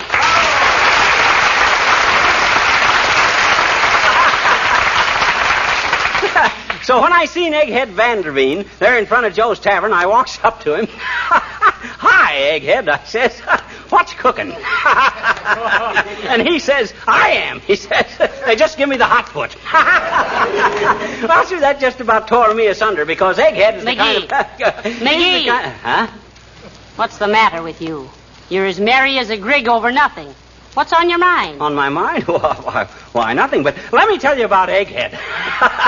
So I says to Egghead... I don't want to hear about Egghead. I want to know about you. You always act like this when you're covering up something. Look, did you mail that special delivery letter for me yesterday morning? Special? Oh, that. Oh, don't give it a thought, Molly. But to get back to what I says to Egghead... Did you mail that letter? Why, Molly, am I the kind of a guy who, when you tell him to do something you want done, don't mail it? Now, never mind that. I just asked you a simple question. Did you ever ask me to do anything that I wasn't only too glad to cooperate into doing it? No, sir. McGee, did you mail that letter? No. Well, the reason I wanted to know is... Oh, but I'll do it right away. Wait till I get my coat. As soon as I can run across the street, I'll... But, McGee, now let me tell you... No, I'll do it. I should have done it yesterday. Sorry I forgot, but you can consider the errand rectified. Wait a minute, McGee. That letter now is... I just dashed across the street to the mailbox, Molly. I'll be right back. McGee, wait a minute. I didn't... Oh, dear. Sometimes I wonder why the government always puts the mailboxes on the corner where somebody else lives. If I'd have had my way... Oh, hi, Gildersleeve. Hello, McGee. Hey, don't run across that pavement. Can't you see they've just... Go bounce a meatball, you big ape. I know what I'm doing. Hey, what is this? Fresh tar? Get out of there, McGee. They've just resurfaced that pavement. You'll get stuck. What do you mean, get stuck? I am stuck. Well, why didn't you warn me, you big dumbbell? Oh, I tried to, you little twerp. If you hadn't... there, Mrs. McGee. Hello, Mr. Gildersleeve. McGee, come out of that mess this minute. I can't. I can't pick up my feet. What is this, anyway, tar? No, it's a new patent paving material they're trying out. You like it? I love it. In fact, I'm stuck on it. Well, Dad, rather do something. Get me out of here. Can't you pull your feet up, dearie? Oh, wait. Let me try again. Up. Oh, no, it's no use. Harder I try, the deeper I get in. You see, Mrs. McGee? Confidentially, he sinks. Dad, rat it, Gildersleeve, if you don't... Now, let's all keep calm and think this thing out. McGee, can you slip out of your shoes? Yeah, but I ain't gonna. I just had them half soled. Come on, dearie, don't stand there arguing. You're attracting a crowd. Take your shoes off and start running. Okay, I'll take... Okay, here I come. Well, come on. I can't. I'm stuck again. Oh, dear. Take off your socks and start over. Okay, I'll try anything. Now. Well, what do I do now? Take off my feet? Dear. Who shall I call, dearie? The street commissioner, the fire department, the police, or the Gallup poll? What do you mean, the Gallup poll? Well, you're the man on the street, all right. What'll we do, Mr. Gildersleeve? I don't know what you're going to do, Mrs. McGee, but I'm going home and get my movie camera. By George, I've never seen anything so funny in my life. Dad, rat it, you stay where you darn are, Gildersleeve. You big heel. Oh! McGee, now, you mustn't call Mr. Gildersleeve a heel. Well, maybe not. But I'll bet he could have a lot of fun sliding down a shoehorn. Hey, ain't anybody going to get me out of here? Oh, now, don't get excited, McGee. We'll do everything we can. Hello there, daughter. Hello, Gildersleeve. Hi, Johnny. What you doing? What do you think I'm doing, you old dodo? Tap dancing? Tap dancing, eh? You never told me he could tap dance, daughter. Let's see you doing off to Buffalo, Johnny. Oh, for goodness sake, stop teasing him. Huh? He's in a terrible predicament. Hey, what's this all about, kids? What's he doing out there in the street, daughter? He's stuck in that fresh pavement, Mr. Oldtimer. Do you know any way we can get him out? Sure. How? Look, get a couple of shovels, see? Then go down to the basement of your house, dig a tunnel till you get right under him, then dig up till you reach him and pull him down through. Oh, my goodness. That's silly. It ain't only silly, it's callous and cruel. Everybody making wisecracks while I stand here and suffer. Don't you realize this paving material is getting harder every minute? Call somebody. Do something. But what'll we do? How should I know? If you can't think of anything else, throw me a red and green lantern. I'll spend the rest of my life here as a traffic signal. That's pretty good, Johnny. But that ain't the way I heard it.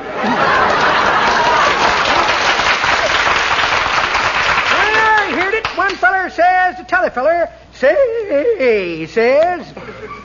But hey, this ain't any time for jokes, is it? Poor little Johnny out there stuck in the tar. No, it certainly isn't. Of course not. Though, on the other hand, it might cheer him up. The way I heard it, one feller says to t'other feller, say, says, see where Groucho Marx is going to be a professor of humor at Harvard. Is that so, says t'other feller. Where's Harpo going? To Wellesley? I guess you got something there, old-timer. Yeah. That Harpo is a great guy for blondes. Hey, what am I laughing at? Dad Ratted, get me out of here. Do something, somebody. Don't just stand there. Help!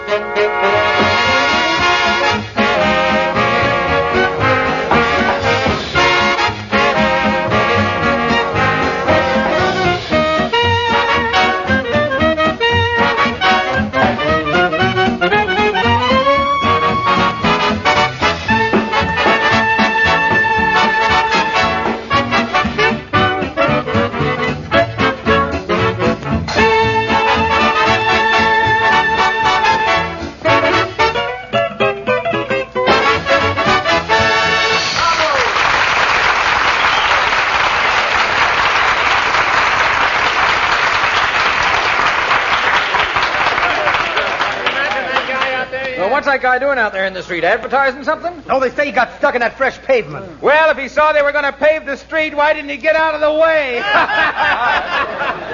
they ought to put a rail around him and use him as a statue of a leading citizen. Hey, Molly. Molly! Yes, dearie, here I am. And here's a little footstool for you to sit on. Catch it. Much obliged. Is somebody coming to get me out of this? Who'd you call? Well, first, Mr. Gildersleeve and I called the Commissioner of Streets. And he referred us to the Department of Health. Department of Health? Yeah, he said it wasn't healthy to stand there in the street night and day.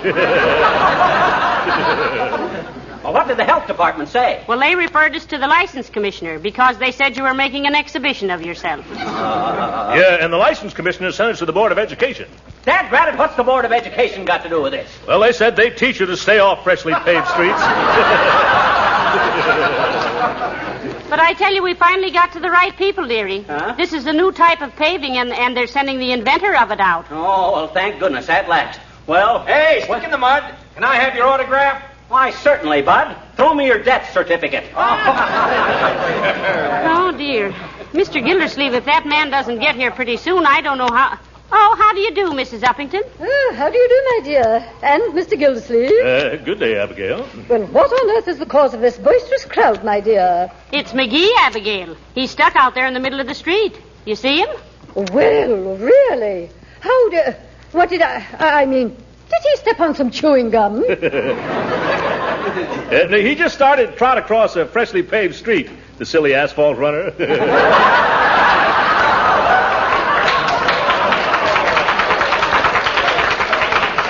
Now, look here, Mr. Gildersleeve. Oh, but Mrs. McGee, we simply can't have your husband making a spectacle of himself. He's lowering the tune of the whole neighborhood. Don't give me that Vassar Vaseline, dearie. Next thing you'll get so exclusive you'll want our fire department to have an unlisted phone number. Well, really, Mrs. McGee, I said... Now, wait a minute, girls. Hey, McGee, here's Mrs. Uppington. Oh. She wants you to get out of there. Yeah, she says you're lowering real estate values. Oh, I am, eh? Abigail, you mean to stand there wobbling on your wedgies and accuse me of doing this on purpose? I really wouldn't know, Mr. McGee, but if you're posing as a personal investigator of paving material, I have a suggestion to make. Yeah, what's that? Did you ever hear of a certain place which is said to be paved with good intentions? You mean? Yes, and when you get through here, go there. Good day.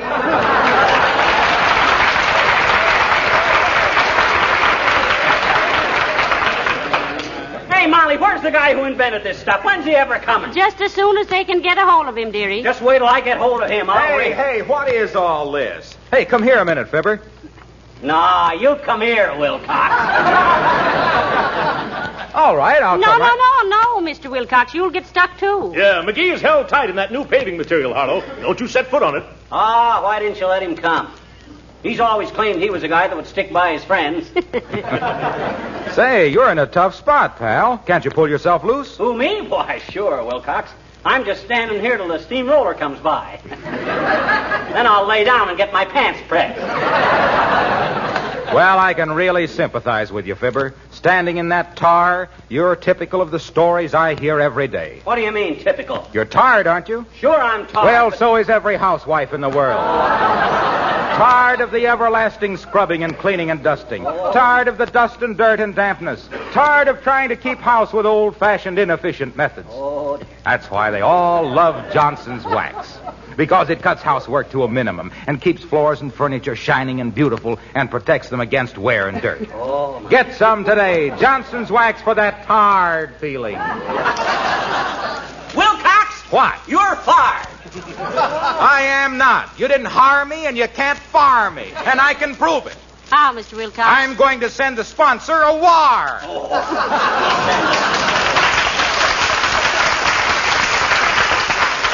He'd spend more time listening to Fibber McGee and Molly and less to Lum and Abner. Hey, when am I ever going to get out of here? Now, take it easy, little chum. Take it easy. We'll just have to wait till the paving expert gets here. Don't you little chum me, you big chump. All you've done since I've been stuck here is stand around and crack wise. Is that so? Why, you ungrateful little grunion? You lippy little lizard?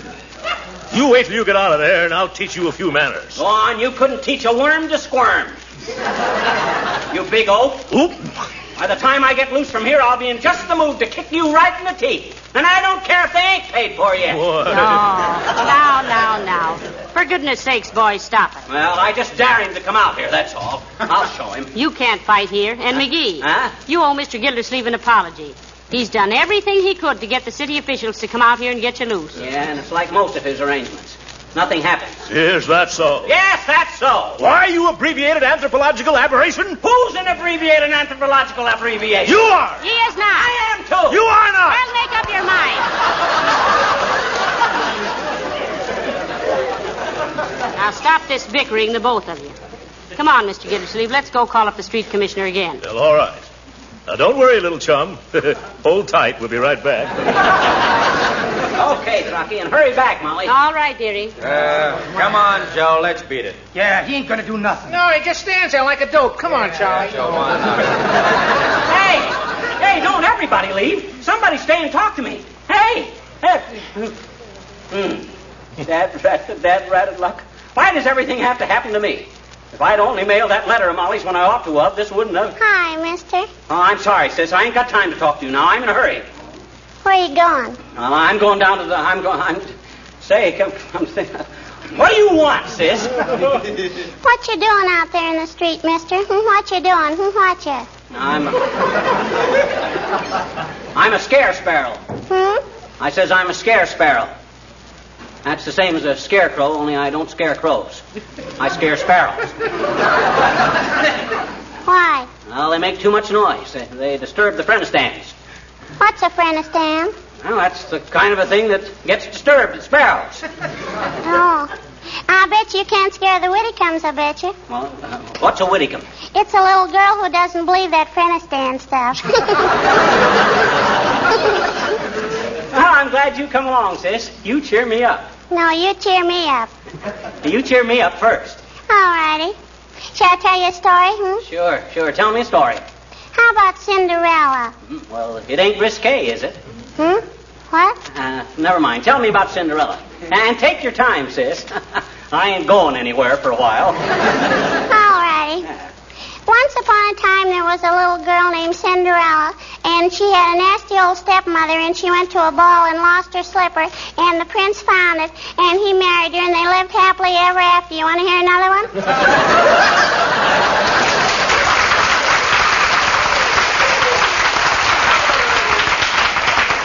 No, thanks. I was going to ask for the one about Peter Rabbit, but the way you boil them down, it'll turn out to be Hassenbecker. I can recite poems, too, I bet you. You can? I says you can. Can what? Cherries, and be sure you get all the pits out of them.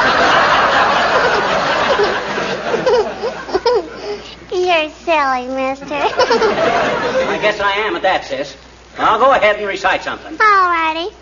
This is going to be a dandy one, I bet you. The boy stood on the burning deck, mending a pair of socks. It roused his ire when the thread caught fire. Hot darn.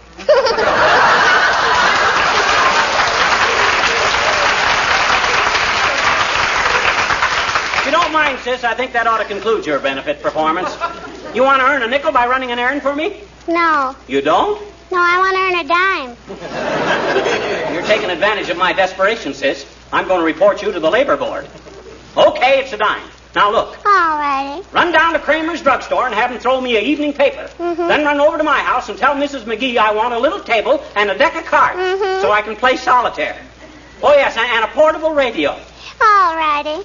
Shall I tell her anything else? Yes. What? I'm hungry. Oh, sure.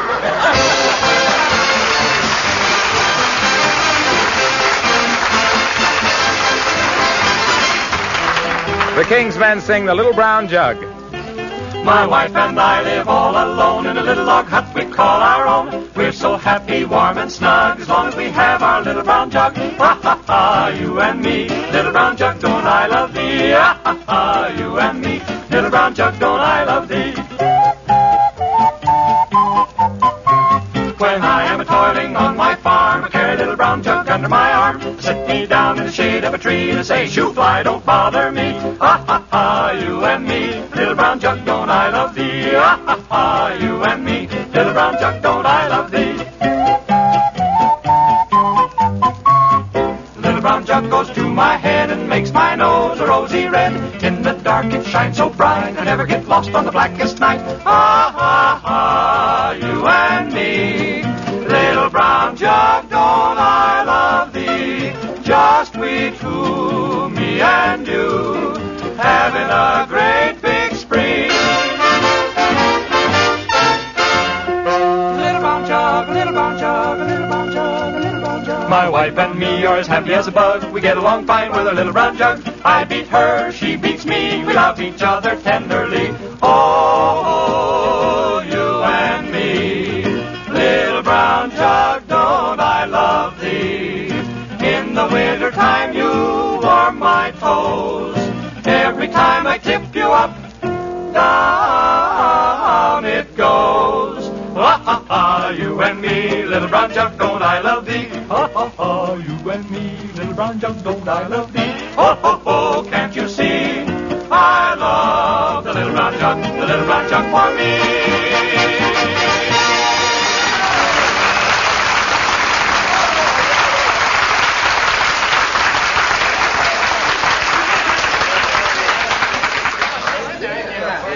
Have you had enough to eat now, McGee? Not quite. Toss me one more cookie. Thanks. How about coffee, McGee? You want some more? No, thanks, Gildersleeve. You can pull in the hose now. Okay. Hey, when is this guy going to come to get me out of here? You mean the man who invented this paving material? He's due any minute now, dearie. Just be patient. Are you terribly tired? I ain't as tired as I am disgusted. I'm disgusted and humiliated. My feet are getting numb. This stuff is getting hard. Hey, did you call the city hall again? Yes, I did, dearie. Who'd you get? Mert. Mert? What'd she have to say? She said her cousin overturned his canoe yesterday. Yeah? Did he get drowned? No, he just got tired of paddling and overturned it to his brother. Overturned it to his brother. If that ain't the farthest fetched gag I ever heard. And me standing here helpless. By George, here he comes, McGee. It won't be long now. What? Who? It's the inventor of this paving material, McGee. He'll know how to get you loose, dearie. Make way there, please, folks. Let the man through. McGee, here's the expert. Oh, hi, Bud. I'm glad to see you. Oh, hello. Oh, my goodness, it's Wallace Wimple. Are you really the inventor of this pavement, Mr. Wimple? Yes, I am. And I'm dreadfully sorry that your husband got stuck, Mrs. McGee. Just makes me miserable to think of it. What do you mean it makes you miserable? What do you think of me? I'd rather not say in front of all these people. Well, how do we get him out of there, Mr. Wimple? Well, Mrs. McGee, as I see it, the whole thing depends on a chemical analysis of the material. Maybe we can dissolve some of it around his feet. Well, that's the first sensible remark that's been made today. What is the chemical formula, Wimple? Oh, that's a secret, Mr. McGee. What do you mean it's a secret? That's what I mean. It's a secret. Well, you know what the secret is, don't you? No, but my wife does. Your wife? What's she got to do with your invention? Well, she's really the inventor. I'm only the one who saw the possibilities in it for paving material. Well, what was it in the first place? Her recipe for chocolate pudding.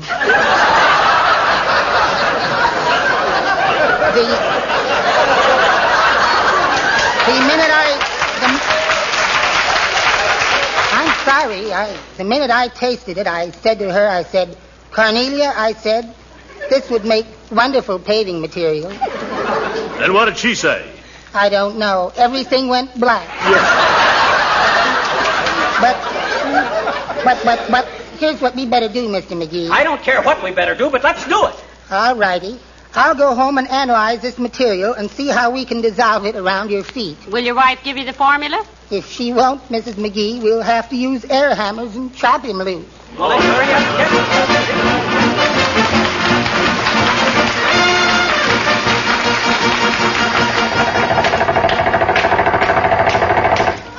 Hey, go easy, fellas. You're getting awful close to my feet. Be patient now. You're nearly free, dearie. There you are, buddy. Sorry you got to go home with a hunk of pavement on each foot, but that's the best we could do.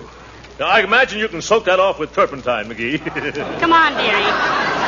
Come on. I'll take one arm and Mr. Gildersleeve the other one. Okay, much obliged, fellas. All right, one side there, everybody. Stand back now. Can you walk, little chum? I think so. Let me try. Yeah. Yeah, I can manage. Boy, is this a relief. I thought I'd never get out of there. You know what the first thing is I'm going to do is, Molly, after I get these hunks of pavement off of my feet is? What, dearie? I'm going to run right out and mail that letter for you. Give me the letter, dearie. No, sir. I started out to mail it, and by the Seven Sisters of Maud Kelly, I'm going to mail it. It's no use, dearie. That letter's no good now. What you mean? Who was it to? The street commissioner. My goodness, Mrs. McGee, what did you want him to do? Pave the street in front of our house. Oh,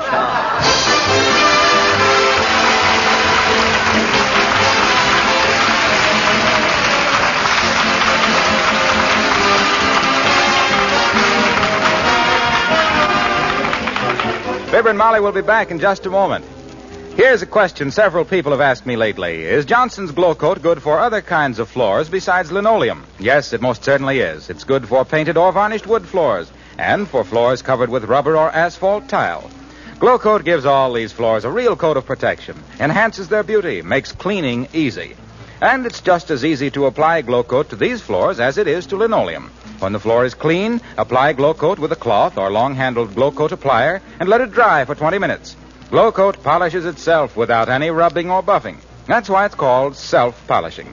Most women find Glow Coat especially helpful in protecting their kitchen linoleum floors because these floors get more than average wear.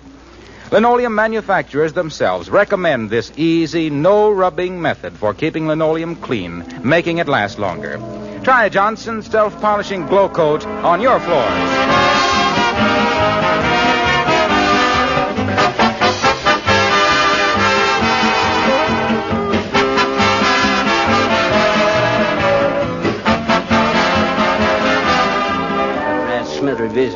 Of all the dad-dratted, if that wasn't the darn... Who are you talking about, McGee? Egghead Vanderveen? No, Egghead McGee. I'm disgusted.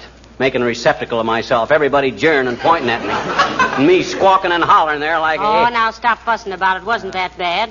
And anyway, I'll give you credit for one thing. What's that? It's the first time you ever put your foot in it and then opened your mouth. Good night, all.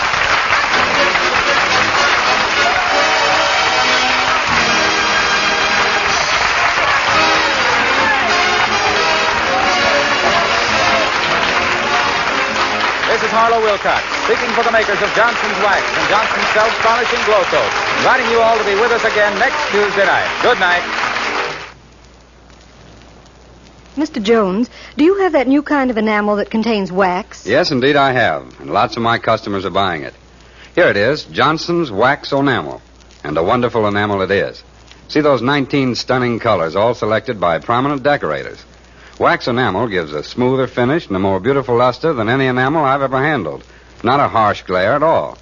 And the wax in wax enamel gives it added protection against wear and makes it easier to clean. Here's a free color chart for you. Just try wax enamel on old furniture or on your bathroom or kitchen walls. Stuck in cement. We've all been there one way or the other. Sometimes the world just hardens around you and you got to find a way out. Now, let's get a little more grounded. We're dropping into the Anderson family. Jim Anderson is the kind of guy who calls it like he sees it. He's not looking for trouble, but he's not backing down from it either. Whether it's City Hall or a case of missing furniture, Jim is manning the post. From January 1951, here is Father Knows Best in taking on City Hall right now. Mother, is Maxwell House really the only coffee in the world? Well, your father says so, and your father knows best.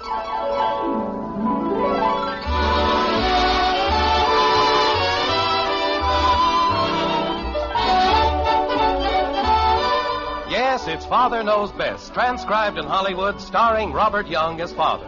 A half-hour visit with your neighbors, the Andersons. Brought to you by America's favorite coffee, Maxwell House.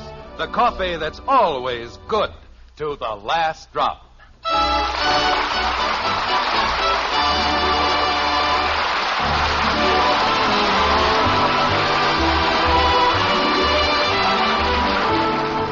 In Speaking of Children, the poet Charles M. Dickinson wrote, "They are idols of hearts and of households. They are angels of God in disguise.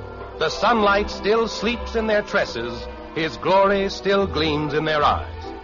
Well, it seems like a pretty good bet that Mr. Dickinson never spent any appreciable time in Springfield, especially in a certain white frame house on Maple Street. If he did, it's a cinch that he never stayed for dinner, where the conversation generally goes something like this. But, Dad, I won't get my allowance until Monday, and I've only got 20 cents. That's very interesting. Kathy, stop playing with your mashed potatoes. Yes, Daddy. It isn't as if I needed a whole lot. Heck, what's 50 cents? Well, lately I've heard it referred to as a 1950 nickel. That was a joke, Margaret. 50 cents, 1950 nickel. You see? I heard you, Jim. Oh, well, I just thought. Bud, will you please pass the bread? Gosh, if you needed 50 cents and I had 50 cents, you know I'd be only too glad to lend it to you. Well, that's very noble of you. You mean I can have it? No. That's wonderful gravy, Margaret. Well, thank you, dear. Would you mind passing it, Betty, please? Here you are, Father. Thank you. Say, Mom. Your mother's not going to lend you the 50 cents either, Bud, so stop bothering her. I wasn't bothering her, Dad. I just thought... Jim, if Bud really needs the money... This is Thursday, Margaret. He got his allowance only 3 days ago. Well, how did I know she was going to be a pig? Who? Marion Swift. Believe me, it'll be a long time before I invite her in for another malt. All I said was, would you like a malt? And you know what she ordered? A triple-decker sandwich and a hot fudge sundae. With nuts. That is one of the unfortunate things about life, Bud. All women are born hungry. Why, Jim. Especially beautiful women. I hope she gets a stomachache. But... That'll teach her. Kathy, if you're quite finished with that construction job, may I suggest that you put your potatoes to the use for which they were intended? Huh? Eat your dinner. Oh, Oh, what? okay. Go ahead, dear. Say, Betty. Don't ask me for any money. I'm broke. She wouldn't even give any to Billy Smith. Kathy. Wait a minute. You mean Billy Smith asked you for money? Well, he said he needed 80 cents in a hurry. Margaret, what's gotten into these kids anyway? Imagine a boy asking a girl for money. Well, they've been friends for such a long time. It's outrageous, that's what it is. Just plain outrageous. I think it is, too. Creepers, it's only been 3 days since I borrowed it from him. What were you saying, Jim? I was just, how are you getting along in school these days, Kathy? Oh, pretty good. How about 30 cents? That isn't much. Bud, please, I was talking to your sister. What were you saying about school, Kathy? I wasn't saying anything. Well, say something. About what? About anything. Okay. I didn't win the spelling contest today. Well, that's nice. Was there anything else you didn't win? Well, how did I know there wasn't any K in civics? I don't even know what civics are. You don't know what civics is. That's what I said. You said you don't know what civics are. Well, I don't. Kathy, the point Betty is trying to make is that civics is in the singular, not the plural. They are? Not they are, they is.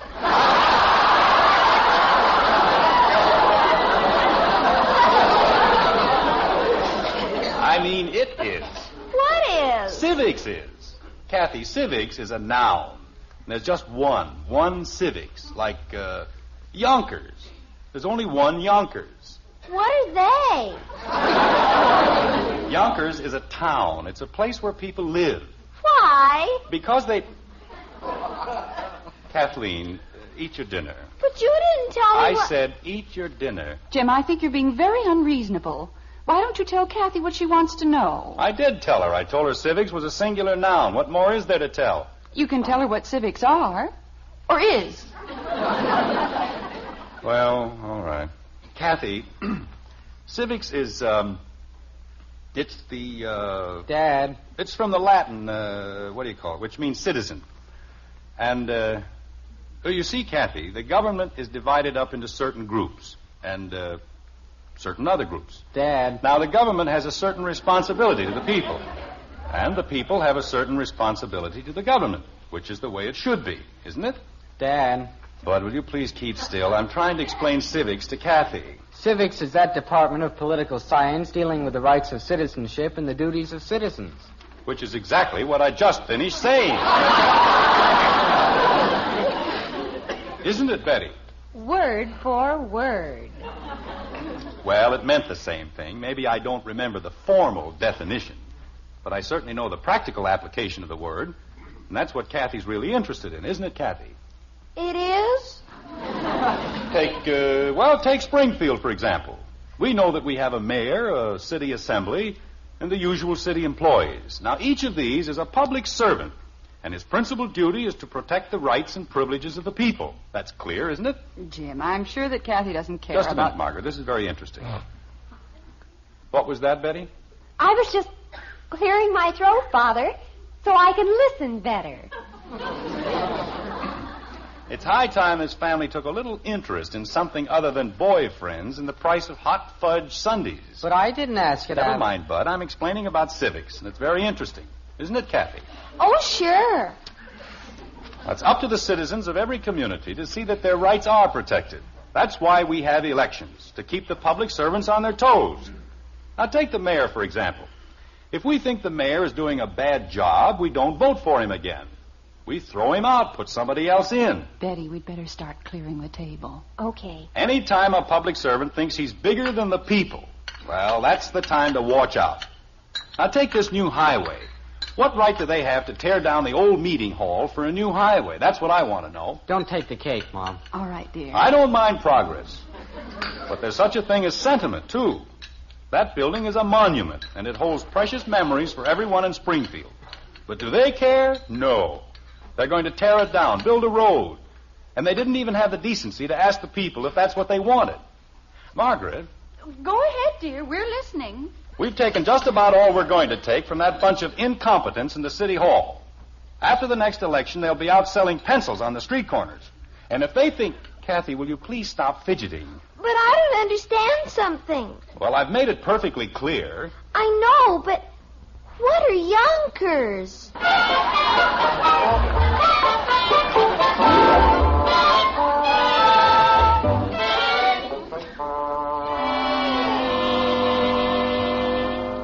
For crying out loud, Kathy, you can trust me, can't you? You said you'd give it back to me on Monday, and this is Monday. But you don't need the quarter. I do, too. Look, Kathy, why don't you just let me pay you the interest? I want my quarter. And next Monday, I'll give you the quarter and another nickel for interest. I want my quarter. Of all the stubborn... It's Daddy. Now we'll see about... Wait a minute. Daddy! Hello, sweetheart. Here's your quarter. How about the interest? And another nickel, miser. Thank you, Bud. Well, what's going on in here? Oh, not a thing, Dad. If he's trying to borrow money, look out for him, Kathy. He's a slick one. Oh, sure. You have to worry about her. Jim, I'll be right in, honey. there's a letter for you next to the phone. Oh, yes, I see it. Well, now, what do you suppose the mayor wants? Maybe he wants you to help him with something. Received your... Impertinence. What in the name of... Margaret! Anything wrong, Dad? I've never heard of anything... Margaret! I'm coming, Jim. Margaret, this is the most ridiculous thing I've ever heard. Just a moment, dear. Betty, Yes, Mother? be sure the peas don't boil over. Okay. How can you worry about peas at a time like this? I've been ordered to appear in the mayor's office tomorrow afternoon. You've been ordered? Yes, ordered. To explain the impertinence in my letter. What letter? I don't know. I didn't write any letter. Daddy, What is it, Kathy? maybe he means my letter. You mean you wrote a letter to the mayor? Well, you said he had no right to tear down the meeting hall without asking you. Oh, dear. Bud, tell Betty to turn the light off under the peas. We'll probably be quite a while. Okay, Mom. Kathy, why do you do things like that? Well, I just said what you said. I don't care what you said or I said. Little girls don't write letters to the mayor. It isn't done. Why? Because he's a busy man. He's got too many other things on his mind. But you said he shouldn't build the road. I know what I said, and I still say... Jim, I'm sure you can straighten the whole thing out. Can't you? I don't know. Why does he address it to me in the first place? I didn't write the letter. Daddy. If he wants me to speak to Kathy, I'll be glad to. The way he talks, you think I wrote it. Daddy. Yes, Kathleen. Do mayors pay any attention to little girls? Of course not. They don't even have time to pay attention to big girls. That's what I thought. What do you mean, that's what you thought? Well, after I wrote the letter, I figured maybe if he found out I was only 9 years old, he wouldn't pay any attention to it. So? So, I signed your name. Oh, no.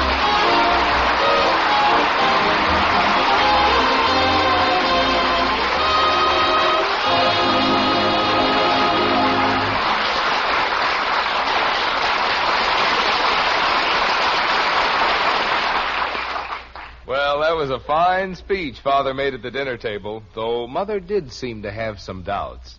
And yet there are some things every woman loves to hear at her dinner table.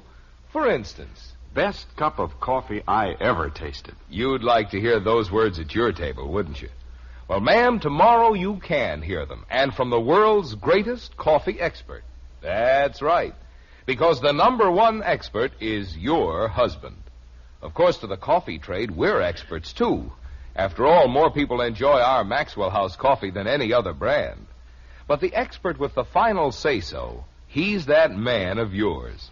And if you'll fill his cup with Maxwell House, we're mighty sure he'll say, best coffee I ever tasted. In fact, if he doesn't, we'll give you your money back. That's how sure we are. You see, we know no coffee tastes like Maxwell House because no coffee's made like Maxwell House. That famous good to the last drop flavor comes from just one thing, our recipe. A recipe demanding certain fine coffees blended just so. And only Maxwell House has that recipe. So get a pound of Maxwell House tomorrow. Serve it to your husband. If he doesn't say, best coffee ever, why, just send us the can and unused portion, and we'll gladly refund the price you paid.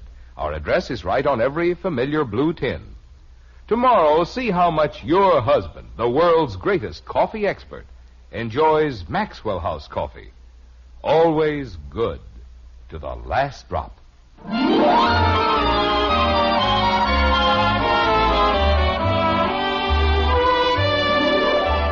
An ancient Greek named Euripides is supposed to have said, "The gods visit the sins of the father upon the children." If that's what he said, Mr. Euripides had rocks in his head.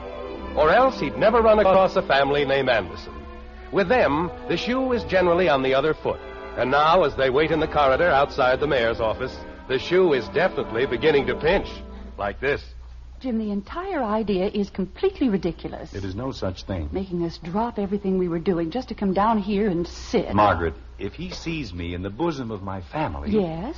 Well, maybe you'd rather visit me in the local jail. Jim. And bring me chocolate-covered hacksaws. Jim Anderson, no one said you were going to be sent to jail. How do you know? How can anybody know until we find out what that genius put in the letter? All you have to do is explain to the mayor. Kathy! Did you call me, Daddy? Oh, what are you doing? I was reading a comic book. Why? No, I was just, never mind. Say, did you hear that, Dad? They're blasting for the new road. Boy, that was a pip, wasn't it? Yes, it was fine.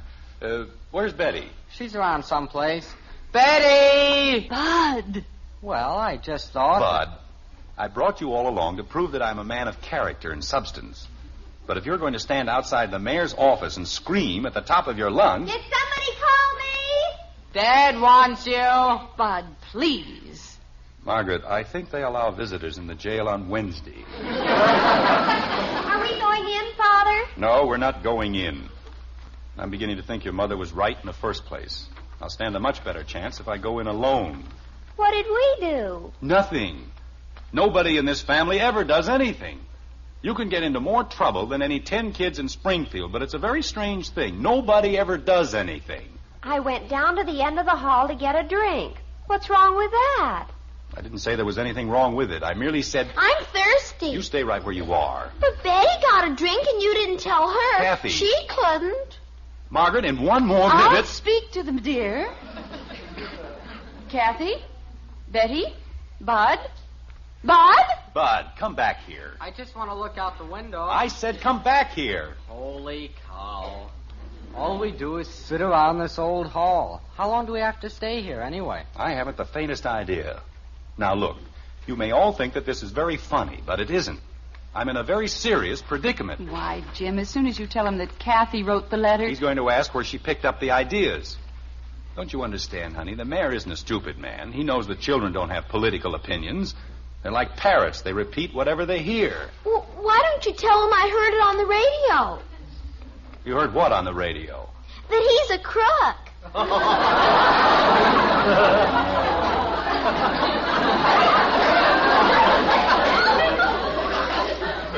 Kathy, you didn't tell the mayor. Oh, but Daddy said... I never said he was a crook. You didn't? No. I may have said a lot of things, but I never said that he was a crook. Well, I did. Margaret. Mr. Anderson? Yes? The mayor will see you now. Thank you very much. Jim, dear, everything's going to be all right. The condemned man ate a hearty breakfast. Well, let's go. Father. Please, Betty, let's not say a word. Not even if he asks us something? Nobody's going to ask you anything. Just try to look human. This way, please. Are you sure you didn't say he was a crook? Kathy. Well, somebody did. I think. That's the trouble with this family. Too many people try to think. Your Honor? Yes? James Anderson and family. Oh, come in. Come right in. Your Honor, well, this is a very pleasant surprise. I hadn't anticipated 5 Andersons. You see, Your Honor... that will be all, Bill. Thank you. Yes, sir. Well, now shall we all sit down and be comfortable? Oh, well, thank you, Your Honor. You're very kind. All right, children. Your Honor... Your Honor, my father's a wonderful man. But... And every time he's been arrested, it hasn't been his fault.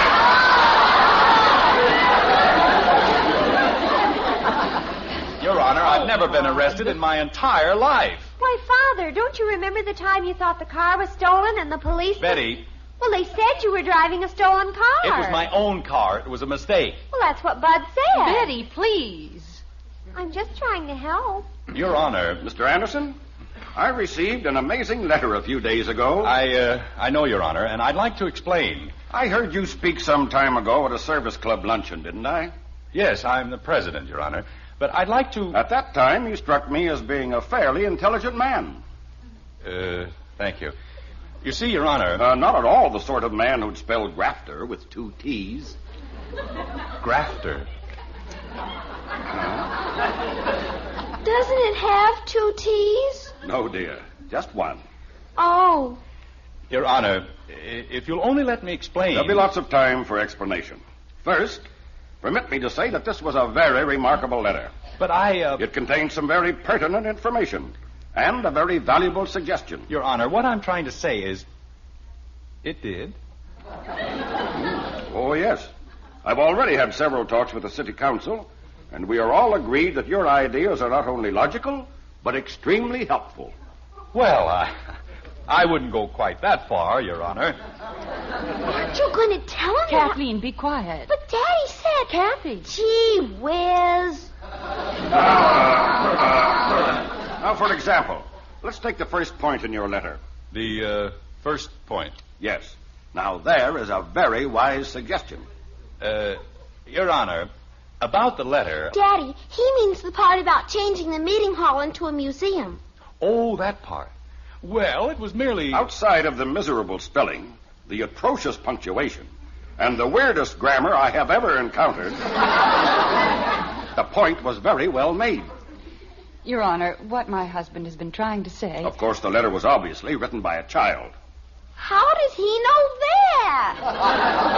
And I'm quite sure I know which child. Well... You see, dear, there was no need to be upset. The suggestions about the museum and the park to contain it are reflections of definitely adult thinking. Well, it was just... And so was the impertinence. But, Your Honor... If you think I'm a crook, say so. Don't hide behind your children's skirts. I never said you were a crook. Never. I merely said that you were incompetent. Well, what I meant... Oh, you did you? Well, Your Honor... That's what it was. He said you were incompetent, and you ought to be out selling pencils. Kathy!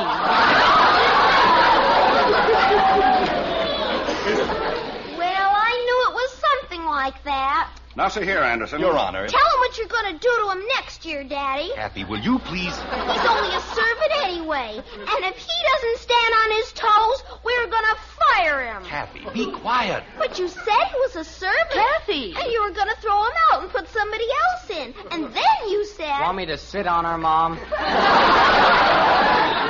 Anytime the mayor thinks he's bigger than the people... Let's both sit on her. It's time somebody did something. And if he thinks he can get away with it... Ow! Bud! She bit me. Well, he had no right to put his hand over... Your Honor, I'm very sorry about this whole thing, but you see, we were talking at dinner the other night. I love my daddy. Kathleen! And nobody's going to put him in jail. Kathy! Even if it doesn't have a K.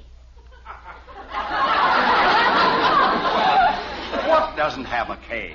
Yonkers.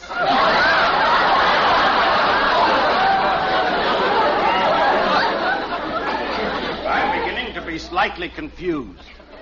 Well, with my family, that's an occupational hazard. We've confused more people to the square inch than any 10 families in town. But I'd still like to explain. There's only one thing I want you to explain. Why didn't you write this letter? What? You obviously had a great deal to say. Why didn't you say it to me? Well, Your Honor, I wouldn't presume Presume my foot. Your Honor. That's what I said, my foot. People vote for you, expect you to do a job for them, and then what do? Nothing. But we didn't think it was our place to... Well, whose place did you think it was? How can we do anything for you if you don't tell us what you want done?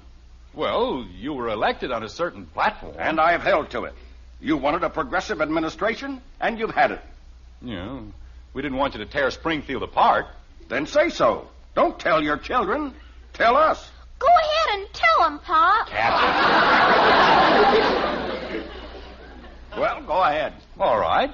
What do you want to know? Why don't you like the new road? I do. It's just that, well, when I was a boy, I played on the steps of the old meeting hall. So did my father when he was a boy. You're tearing down more than just a building. You're destroying a whole page of Springfield's memory. And you suggest that we turn it into a museum instead. Is that it? Well, I thought you could move it a few blocks. There's a lot of vacant land east of the old meeting hall. And build a small park around it. Something like that. Do you have any idea of the cost? No, but the people... Do you think the people would stand still for a bond issue to finance it? I think so. After all, if it's part of Springfield tradition... All right. Then we'll do something about it. Excuse me. Bill. Yes, sir? Call the papers. I want a special press conference in my office at 5 o'clock. Yes, sir. Tell them it's about starting a campaign to save the old meeting hall for some of our sentimental citizens. Yes, sir. Now, is there anything else? Well, our school gets out awful late. Kathy. Your Honor... Do you still think I'm a crook and a grafter? I never said that, Your Honor. I merely said that you were... Incompetent. Kathy, when we get home, remind me... Anderson, we're here to do a job as best we know how. And it's up to you to see that we do it. Or you'll be out selling pencils.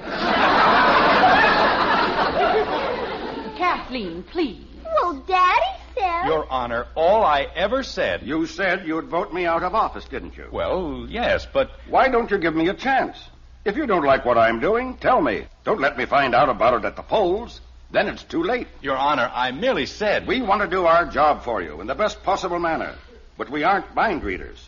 You've got to tell us when we're off on the wrong foot. Well, if you'll just... There's only one thing wrong with you, Anderson, and it's the same thing that's wrong with most of the people in this country.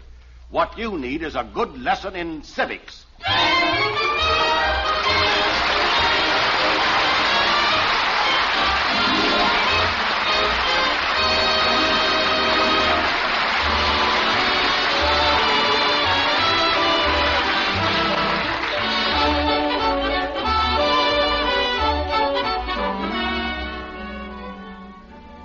During the year ahead, every pound of coffee you buy, be sure of one thing.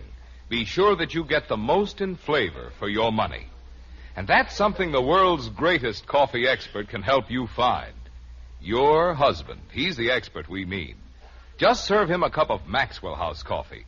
Then when he smiles and says, "Best coffee I ever tasted," you'll know Maxwell House has the flavor, that it's your coffee buy. Find out tomorrow. Bring home a friendly blue tin of Maxwell House coffee. Serve it to your husband. Listen to him praise that famous flavor. And then count all the truly good cups of coffee you get from each pound.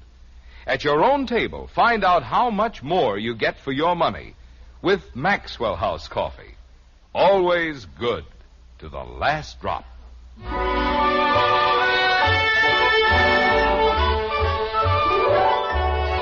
Time goes by as time has a habit of doing. And once again, it's the dinner hour in the White Frame House on Maple Street. Considering that it's the Andersons, things are pretty calm. Well, for the moment at any rate. Like this. Let me see. Bread, butter, cream. Betty! Yes, Mother? You'd better bring in some more spoons, dear. Okay. Dinner about ready, honey? Just about. A Come on, Bud. Let's go upstairs and wash. You bet. Say, Dad, you don't suppose they'll put our pictures in the paper, do you? Why should they? Well, I mean, after all the mayor said about the park... Bud, I'm perfectly happy just staying out of jail. Hi, everybody. Kathy, where on earth have you been? I was out. Why, is dinner ready? Young lady, when you know it's dinner time, why don't you stay where we can find you? But I had to go down to the corner. What for? I had to mail a letter to the president. Oh, no.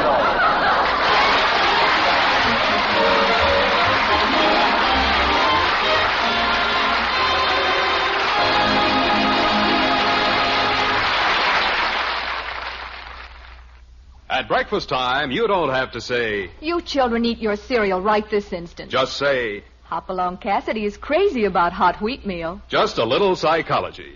Yes, to get your children to eat a hot cereal, just tell them Post Wheat Meal is Hopalong Cassidy's favorite hot cereal, and they'll eat it too. Post Wheat Meal is chock full of solid whole wheat nourishment, has a wonderful nut-like flavor, and it cooks in just 3.5 minutes. You'll see, you'll all agree, it's the best hot cereal you ever ate.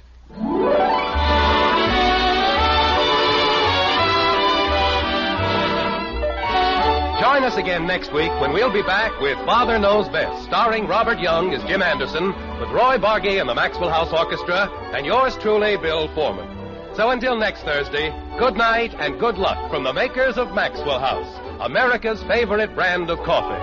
Always good to the last drop. Father Knows Best was transcribed in Hollywood and written by Ed James. Now, that's how you handle City Hall. No fluff, just the facts. Jim Anderson makes it look easy. But as anyone who has ever tried to run a household knows, the real battle happens at home. Don't go anywhere, folks. We're staying with the Andersons as Jim trades the political arena for a domestic mystery. The house feels a little light today. Let's find out why in Missing Furniture. You're on the Hojo Radio Network. Stay tuned. Mother, is Maxwell House the best coffee in the whole world? Well, your father says so, and your father knows best.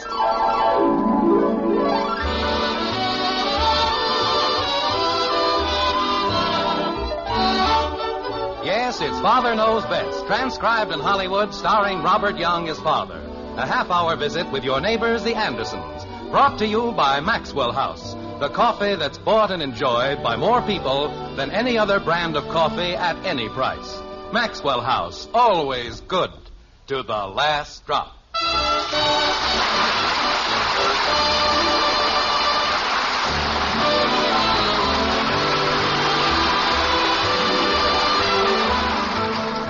Dame Fortune is a fickle gypsy, always blind and often tipsy. Sometimes for years and years together, she'll bless you with the sunniest weather. Then in a moment, presto, pass. Your joys are like the withered grass. Well, I don't know about you, but that's the way it is with me. And that's the way it is with the Jim Andersons of Springfield. In the white frame house on Maple Street, fortune is definitely a sometime thing. And good or bad, the Andersons never know quite what to expect. Like this. Jim, have you seen this part of the paper? Oh, yes. I've read all the ones that are on the floor. Just help yourself. Well, thank you, dear. You're very kind. Oh, it's practically nothing. I don't know why they don't pass some laws or something. Look at this, honey. 3 more accidents. 2 people killed just because everybody's in such an all-fired hurry. Where are they going, anyway? Who, dear? The drivers. Go tearing around, knocking people down. Oh, Jim, look at this. They're recovering upholstered chairs at the Interior House for $35.50. Good for them. When you think of the lives that are lost just because people are careless or thoughtless... Jim. I heard you, Margaret. They're recovering chairs, and I hope they'll be very happy.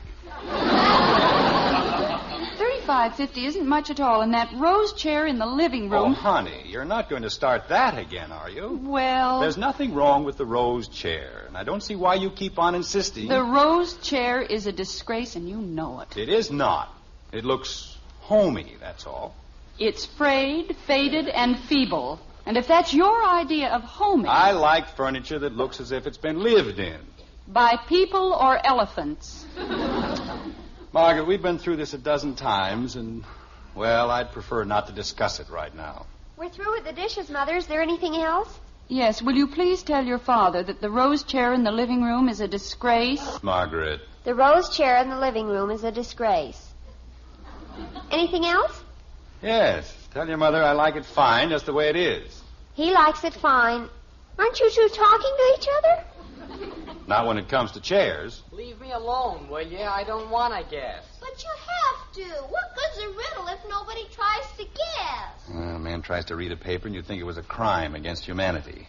Night after night, day after day, all I have to do is sit down. Dad, make Kathy leave me alone, will you please? I wasn't doing anything. Well, whatever you weren't doing, stop it. But I just want him to guess. Father, she's been driving us crazy with those horrible riddles all night. They aren't either horrible. Kathy, if Betty and Bud don't want to play... Play, Mother. Wait a minute. There's nothing wrong with a few harmless riddles. And if that's all it takes to make your sister happy... But you don't know her, Dad. She never stops. I do, too, stop. Now, Bud, let's not argue. After all, Kathy's happiness is very important. It is? I don't know what that means, but it's leading up to something. What is it that has 18 legs and flies? A baseball team. Margaret. Exactly what did you mean by that last crack? You aren't supposed to guess it right away. Not now, Kathy. But... I said not now. Gee whiz. One riddle and he quits. Never mind, Bud. Well? What, dear? What was the deep significance behind that last remark? About Kathy? Mm-hmm. Why, not a thing, dear. I think it's wonderful of you to be so concerned over her happiness, that's all. That's all, huh? Of course. Naturally, making other people happy isn't important. Margaret. Even if it takes only a small thing like having the rose chair recovered. But I've explained to you 1,000 times. Are we going to have that old chair recovered? No, dear. We like it just as it is. What's black and white and red all over? Margaret, if it means that much to you, have it recovered. Why, Jim. Have everything recovered. Can I get a new bed, Mom? What's black and white and red all over? Mine goes way down in the middle. If he's going to get a new bed, why can't I? I haven't had a new bed since I was 9 years old. Nobody said anything about a new bed. Bud just got through saying it. But I didn't say you could have one. You said to have everything recovered. And how can you recover an old bed? What's black and white and red all over? A newspaper. But not around here. Couldn't you guess something else before you guess newspaper? Bud? It sags so much in the middle, I'm practically sleeping on the floor. The doorbell rang. Joe Phillips had a book on physical culture, and you know what it said? Bud. It said you can't get any sleep in a bed that sags in the middle. And mine sags in the middle. Sleep. To get any more sleep, you'd have to be dead. Well, you can't say that about me. I hardly sleep at all. You're another one. If you spent half as much time doing anything else, you'd be a genius. Jim, everyone has to sleep. Nobody said they didn't. What has 50 eyes and can't see? But just because you want one chair recovered, all of a sudden everybody needs a new bed. Daddy. We don't have to worry about money. Haven't you heard? We're the rich Andersons. Why don't we just go out and buy new furniture every week? Dear, no one said anything about getting new furniture. What has 50 eyes and can't see? I suppose beds aren't furniture. I know, dear, but the children weren't really serious. Why weren't we? Well? What? What has 50 eyes and can't see? A potato, and leave me alone. Gee whiz. Who was it, Bud? It was a moving man. He said he wanted to move the furniture. Oh, that's fine. You've already called the moving man. We did no such thing. It's okay, Dad. He said he guessed he had the wrong house. I don't know. It's gotten so that... Kathy, what are you doing? Turning on the radio. Well, turn it off. Don't you think it's noisy enough around here? But I want to hear people are foolish. Actually, they aren't moving men at all. They're two Kathy, contestants your father's right. Please. Wait a minute, Margaret. But you said... Honey, please. They have a regular moving van with them, and they're going to try to talk somebody out of his or her furniture. Jim. Margaret, listen. For every piece of furniture these contestants succeed in moving out of the house, our sponsors, the Fuller Furniture Company, will pay $10. And to the lucky lucky and unsuspecting householder, now listen to this. We're listening. The Fuller Furniture Company will replace each and every article removed with a brand new piece from its $1 million stock of quality furnishings. Yes, sir. Jim, where are you going? Those were the moving men. They were just here. But what are you going to do? You can stop worrying about the rose chair, honey. We're going to get new furniture for the whole house. Hey!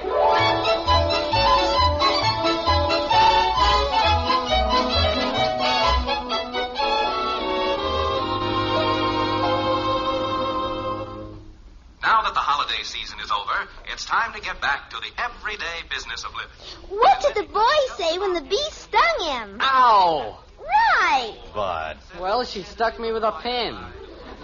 Kathy, It's a riddle, Daddy. don't you kids realize that this is important?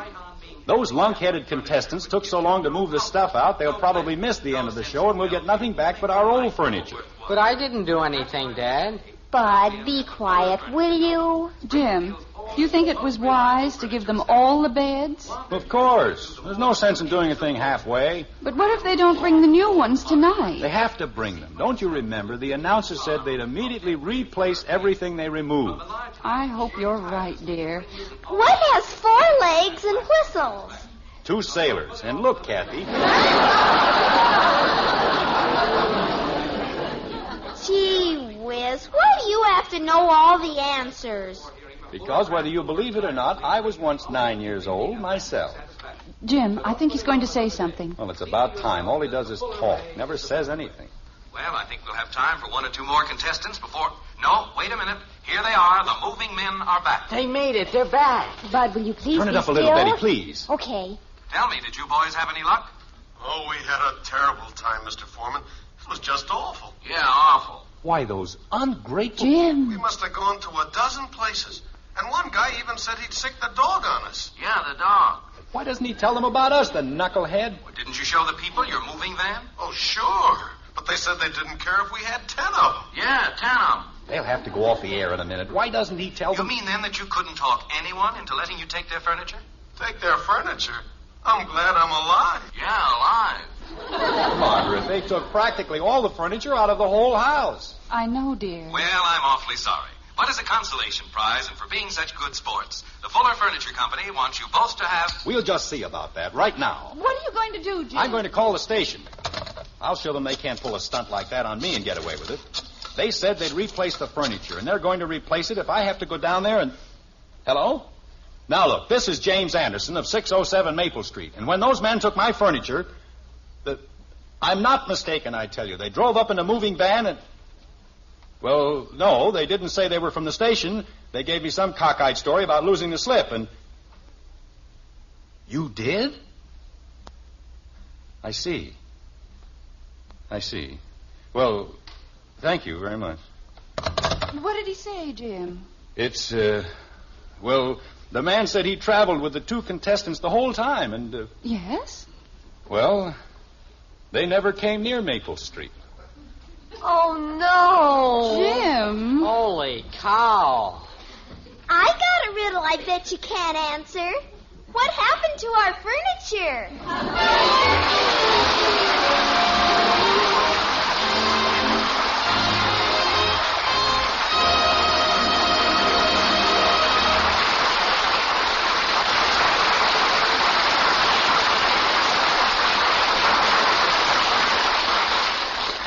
Kathy's so right. Her riddle probably has Father's stock cold. And yet there are times when the man of the house does have the answers. For instance, ladies, when it comes to coffee, that husband of yours is the world's greatest expert. Yes, the #1 expert on coffee is that man of yours. Of course, your grocer will say we're the experts. He knows more people enjoy our Maxwell House coffee than any other brand. But when you pour the coffee, the expert you want to please is your husband. And tomorrow, if you'll fill his cup with Maxwell House coffee, we're sure he'll smile and say, Wonderful. Best coffee ever. In fact, we're so sure we'll give you your money back if he doesn't. You see, we know no coffee tastes like Maxwell House because no coffee's made like Maxwell House. In all the world, there's only one recipe for that famous good to the last drop flavor. A recipe demanding certain coffees blended just so. And only Maxwell House has that recipe. With this in mind, get Maxwell House tomorrow. Serve it to your husband. If he doesn't say, best coffee ever, just send us the can and unused portion, and we'll gladly refund the price you paid. Our address is right on every familiar blue tin. Fair enough, isn't it? So tomorrow, serve the world's greatest expert coffee we're sure he's bound to enjoy. Tomorrow, serve your husband Maxwell House coffee. Always good to the last drop.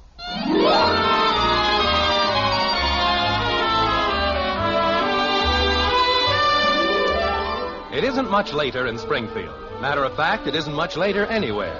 But Springfield's the place we're worried about. You see, the white frame house on Maple Street has never seemed roomier or more spacious. But then houses always seem roomier and more spacious when most of the furniture is missing, don't they?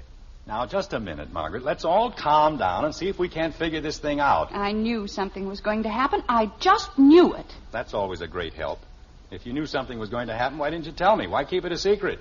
I'm sorry, dear. I shouldn't have said that. Women always know what's going to happen, right after it happens.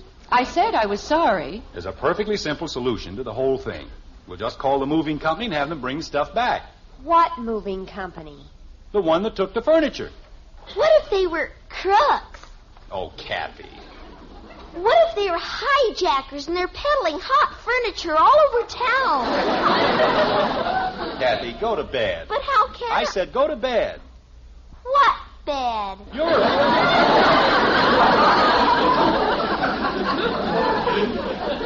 Quite right, Kathy. What bed?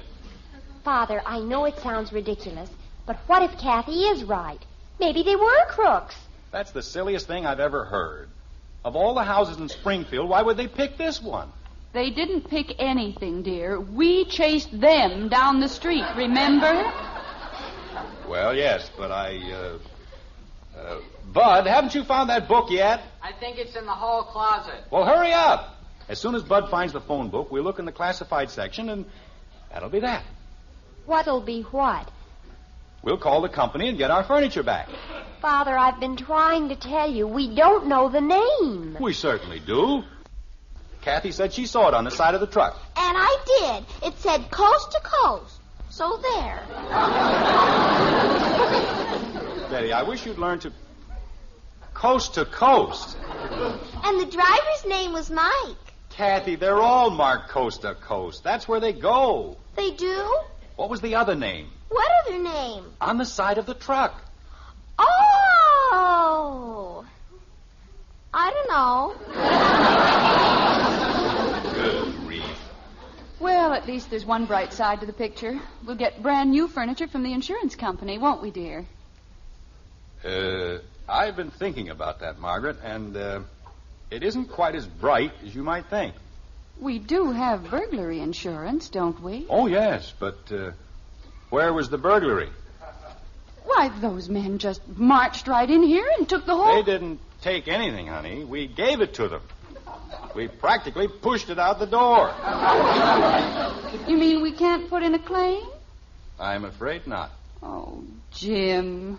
My beautiful bed. You see, Margaret, now it's a beautiful bed.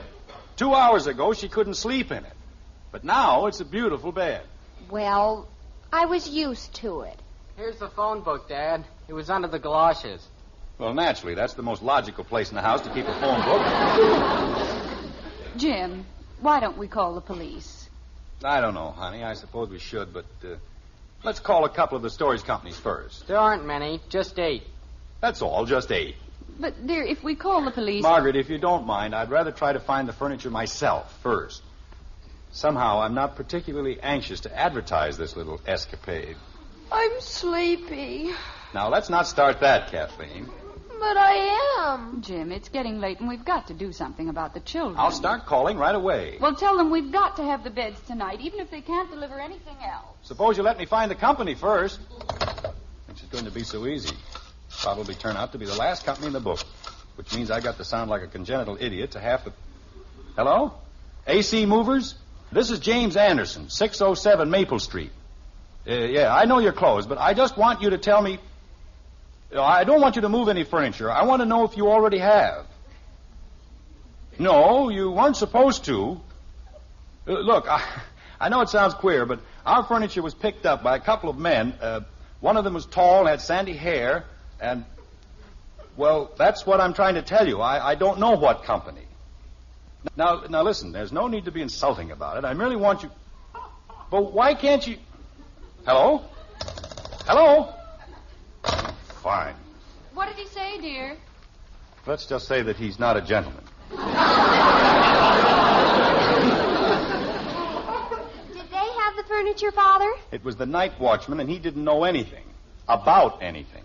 Jim, if all the storage companies are closed... Honey, I'm doing everything I possibly can. Holy cow. What's the matter with you? Just when I got my bed nice and broken in. Nice and...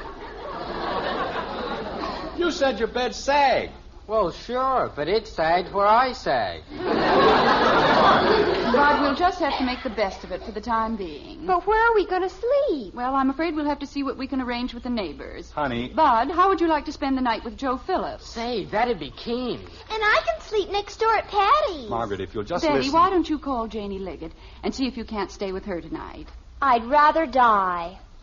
Margaret, why don't we just... Why, Betty, you've stayed at Janie's dozens of times. Not because we didn't have any furniture. Look, if you'll just let me say something... I'm sure if you explain to Janie... Explain what? That my father gave away all the beds? Who'd believe a silly thing like that? Now, wait a minute. She'll tell everybody on the campus, and I'll be the laughing stock of the whole school. Listen to me, young lady. This whole thing was as much your idea as it was mine. Jim. Father, how can you say that? I was perfectly happy with our furniture, just the way it was. Jim, this is not the time... Wasn't my idea to have the rose chair recovered, was it? You didn't hear me making any complaints about my bed. Well, I wasn't the one who started it. Bud did. Betty. Me? All I said was my bed sagged in the middle, that's all. Shall I take my blue pajamas? It doesn't really matter whose fault it was. We've It just got certainly to does matter whose fault it was. Jim. You wanted new furniture, and I was trying to get it for you. Now, if you're going to turn the whole thing around and blame it on me... No one's blaming it on you, dear. They certainly are. Shall I take my blue pajamas? I hear one more complaint out of anybody, but one more complaint, so help me out.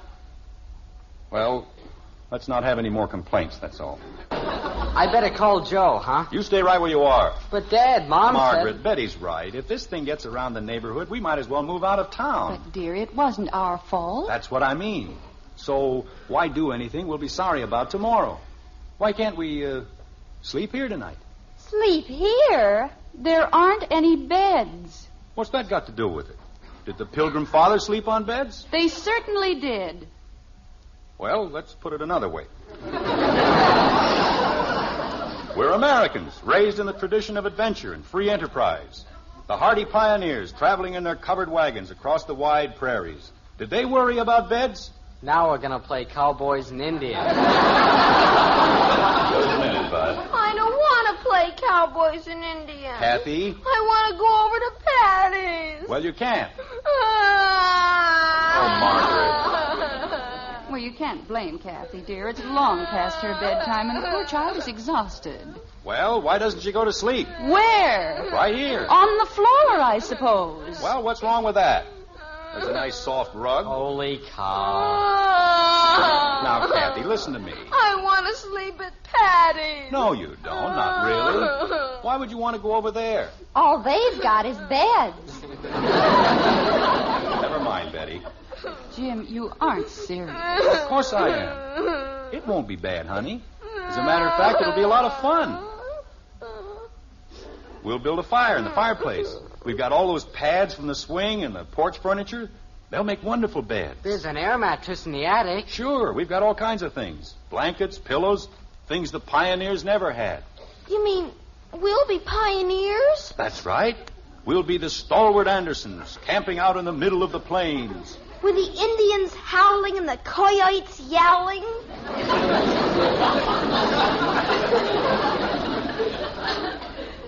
Kathy, go upstairs and get your blue pajamas. And the deer and the antelope playing? Bud, call Joe and tell him you'll be right over. But, Dad Margaret, said... if you'll just listen. I've done all the listening I intend to. But there's no And reason... I have no intention of sleeping on the floor. Honey, I guarantee that after the first 5 minutes... Bud, will you please do as I ask? I have to answer the door. Well, answer it. That's what I was going to do. My Mother, couldn't we please? We are not going to sleep on the floor like a bunch of savages. Just because you and your father have a ridiculous notion about false pride. Pride has nothing to do with it. Why, we hadn't the faintest idea. It's back, Dad. Huh? The furniture's back. Jim! There, you see? I told you there was nothing to worry about. Mr. Anderson? We're right in here. Jim, I'm so relieved. I'm going outside, Dad. Wait for me, Bud. I want to help, too. Creepers, now I have to sleep in that old bed again. Betty, if I hear one more word... Mr. Anderson, I gotta hand it to you. What a joker. Well, why don't we talk about it while we're bringing in the... Yeah, I've been moving furniture for 20 years. And this is the first time I ever pick up the wrong load. It's very amusing. Yeah, we drove it clear out to Plainville. And when we got there, the guy tells me I got the wrong stuff. Look, if we can just... Laugh, I tell you, I almost died. 28 miles, and we got the wrong furniture.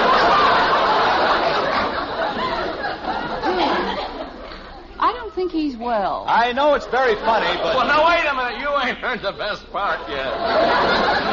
You know that rose-colored chair? Yes? Well, it got caught on a nail, and we ripped the whole back.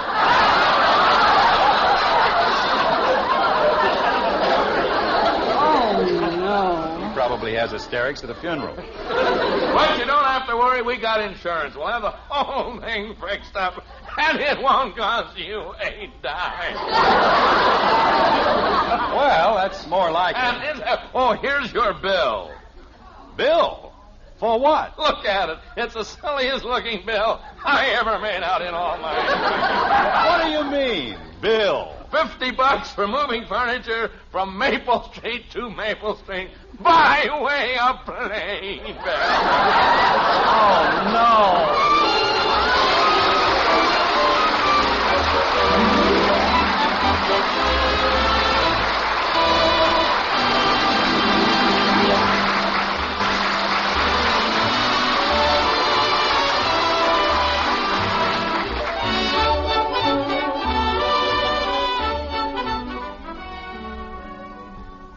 Tomorrow or Saturday, the very next time you buy coffee, set your mind on one thing, on coffee that gives you the most in flavor for your money. Now, there's an expert ready to help you find that coffee, the world's greatest coffee expert. Yes, ma'am, your husband, he's the expert we mean. Just pour him a cup of Maxwell House coffee. And when he smiles and says, "Best coffee I ever tasted," you'll know Maxwell House has the most in flavor. You'll know it's your best coffee buy. Tomorrow, bring home a pound of Maxwell House. See how much your husband enjoys every cup. Then count all the truly good cups of coffee you get from every pound. We think you'll agree. You do get more flavor for your money. Your money's worth and more with Maxwell House coffee. Always good to the last drop.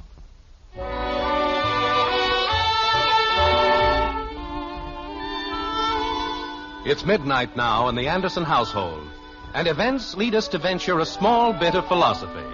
Children are hard to understand. For that matter, so are girls. But when you come up with a girl child, brother, that's it. Like this. Mother, I can't do a thing with her. She just sits there and yowls. Poor angel. This whole thing's been too much for her. She needs a couple of good whacks. That's what she needs. Never mind, Bud. Margaret, what's going on up there? Oh, it's all right, dear.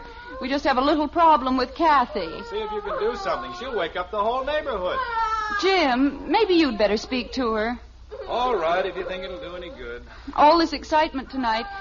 I'm afraid she's emotionally upset. She needs a couple of good whacks. That's what she needs. You just said that. Well, she does. Why aren't you kids in bed? Who can sleep with that? Jim, we've tried everything. All she does is wail. She won't even stay in bed. Okay. Get me my chair and a whip, and I'll see what I can do.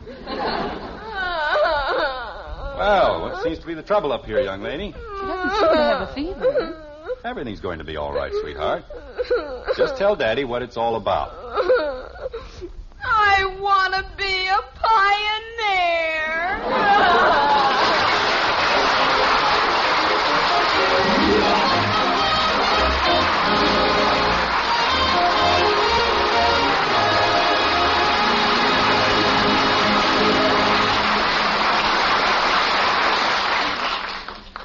At breakfast time, you don't have to say, You children eat your cereal right this instant. just say, Hopalong Cassidy is crazy about hot wheat meal. just a little psychology. Yes, to get your children to eat a hot cereal, just tell them Post Wheat Meal is Hopalong Cassidy's favorite hot cereal, and they'll eat it too. Post Wheat Meal is chock full of solid whole wheat nourishment, has a wonderful nut-like flavor, and it cooks in just 3.5 minutes. You'll see, you'll all agree, it's the best hot cereal you ever ate. Well, the Andersons always proving that common sense is sometimes the rarest thing on the planet. But if you want to see logic get turned completely upside down, well, you stay right where you are. We're closing out the night with George and Gracie. Gracie Allen is the only person who can make a wrestling match look like a tea party and a marriage contest look like a logic puzzle. It's smart, it's fast, and it's the best way to end the night. Here are the Burns and Allen in Marriage Contest. Stay tuned. It's Maxwell House Coffee Time, starring George Burns and Gracie Allen.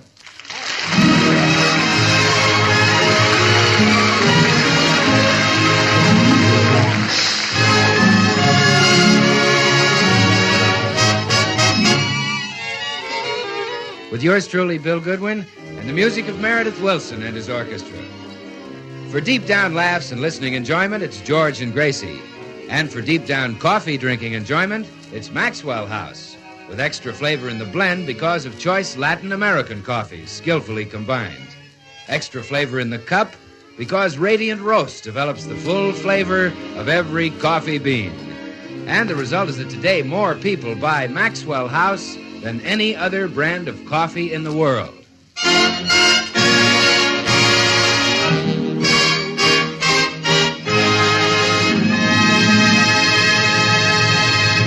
You know, folks, the George Burnses are so happily married that a newspaper has chosen them for the finals in its search to pick Hollywood's happiest Mr. and Mrs. We find Gracie now talking to a woman from the newspaper. And so, Mrs. Burns, our search for Hollywood's ideal husband and wife has narrowed down to you and one other couple. Well, this is a wonderful surprise, Miss Ettinger. But really, George and I aren't so much. We're just plain, ordinary, everyday, delightful people.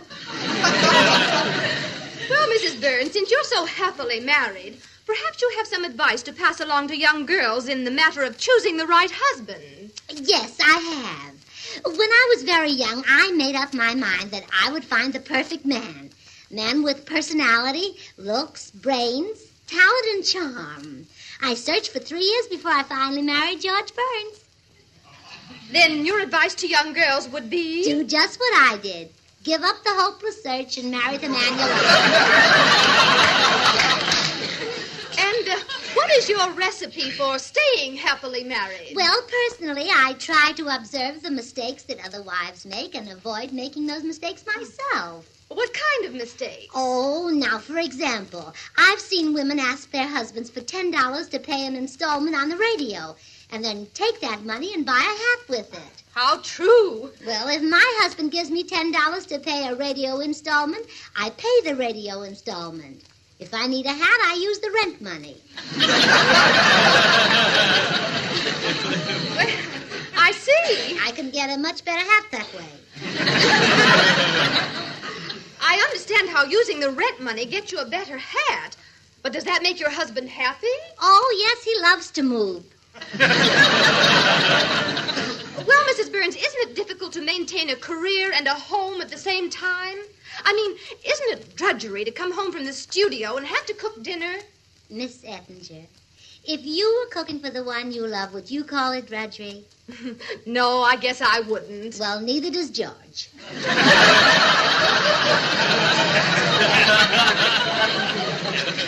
You mean your husband does the cooking? Oh, now, please don't get the idea that George cooks all the meals. He doesn't. Oh, I see. Twice a week we eat out. I must confess that your methods for maintaining a happy marriage are a little unorthodox. However, if you can prove to me that you and your husband are happier than the Galens, you'll win the contest. The Galens? They're the other couple in the finals. I'm on my way to observe their home life now. At 1 o'clock, I shall return to observe you and Mr. Burns. Well, I'm sure you'll find us the happiest couple in Hollywood.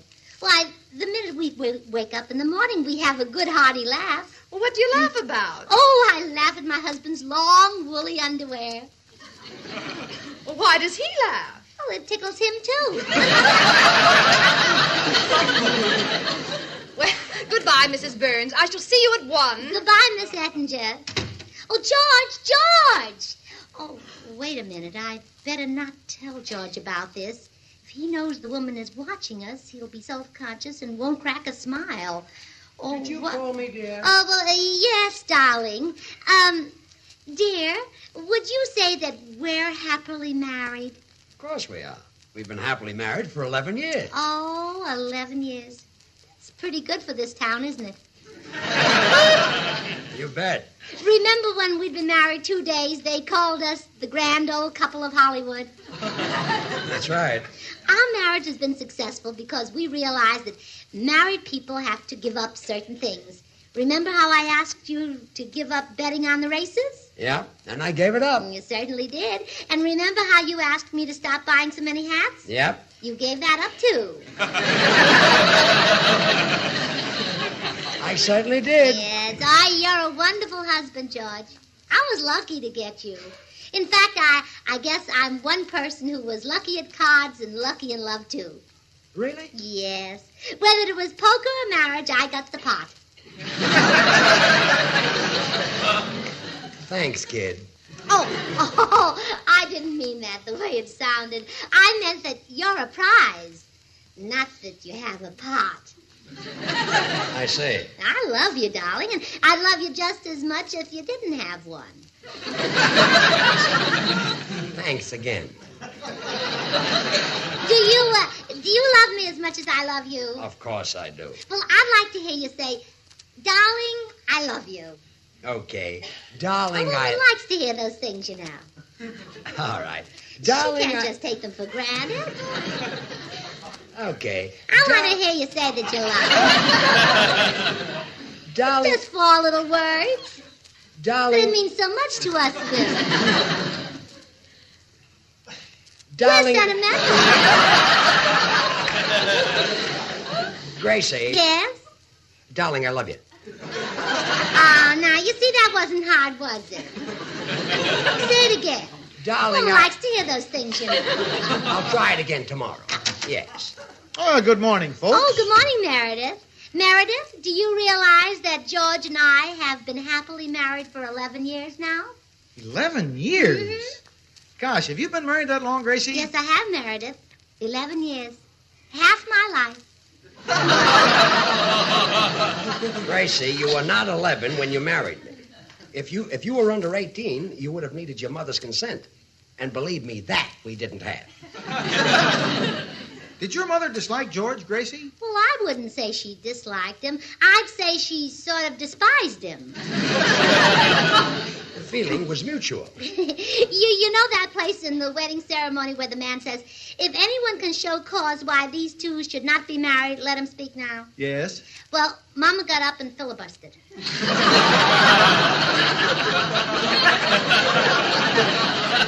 But we've been very, very happy, Meredith. Why don't you get married? Me?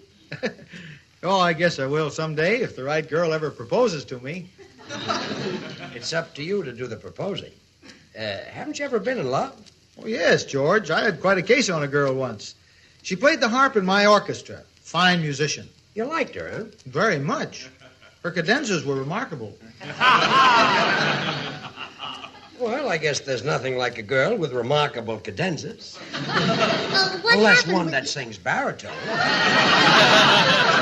Meredith, what happened with you and this girl? Well, we used to get in my coupe and drive up on Lookout Mountain. And, Well, if I may use an overworked expression, we made beautiful music together.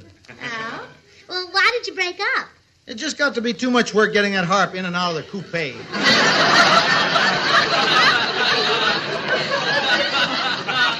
Meredith, you're a ball of fire. Look, why didn't you drive up on Lookout Mountain without the harp? That was all she could play.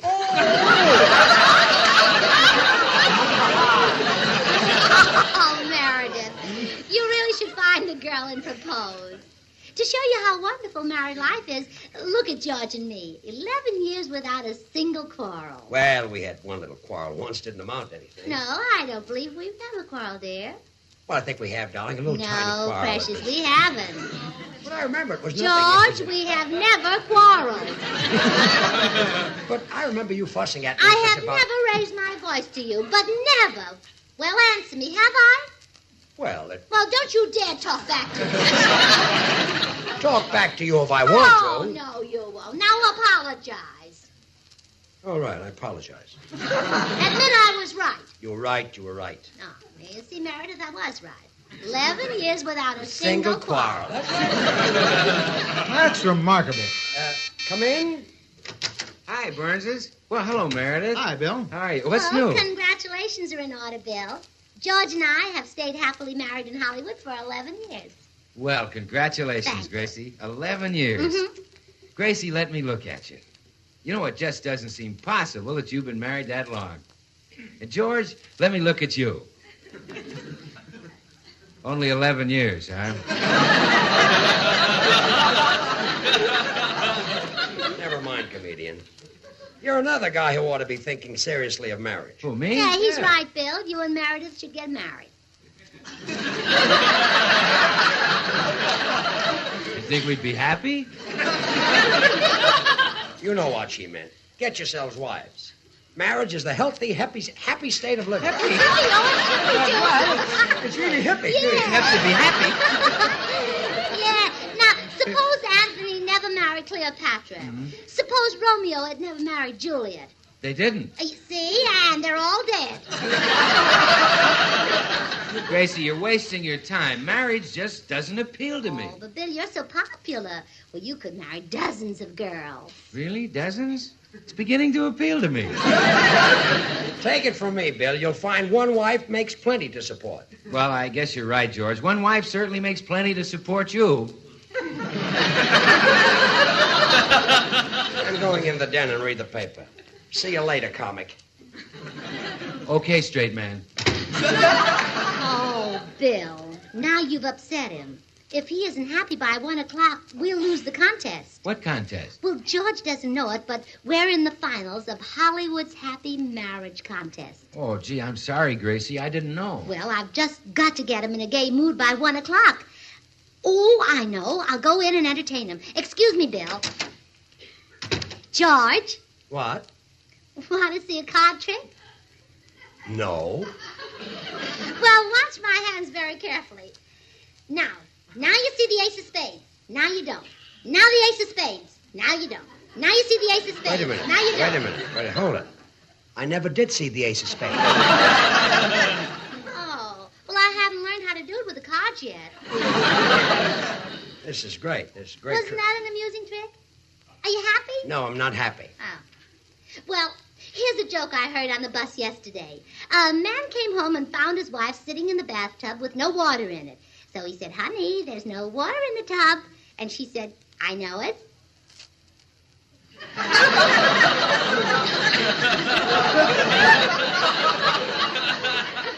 That's the joke you heard on the bus? Uh-huh. That's the whole joke? Yeah, well, George, you're not laughing. Is that the entire joke? Well, there must have been more, but I had to get off at 3rd and Vermont. Gracie. Are you happy? No, I'm not happy. Oh, George, you're very difficult. I'll try another card trick. Think of a card. Oh, no. Ace of spades.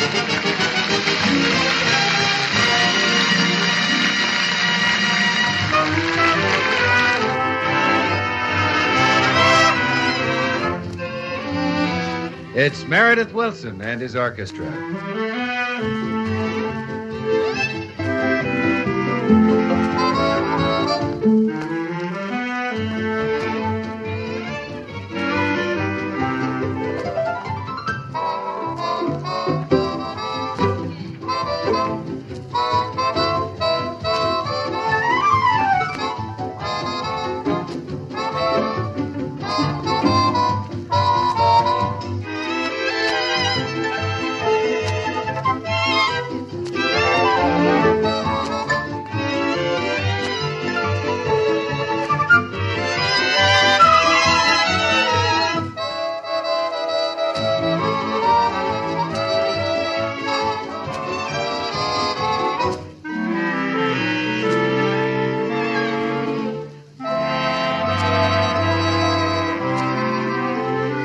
Say, Meredith, when I heard you rehearse that tune you're playing, I thought what a lot of pleasure it's bound to give many people. Well, Bill, On the Oregon Trail is not only pleasant listening, but it must recall for a great many families legends and stories of an important part of our early American scene. Yes, for tales have been passed from generation to generation about how the ox teams plodded through that country of scenic wonder. And you know, you can follow that trail today. If you do, you'll touch places that bear wonderful names. Listen to some of them.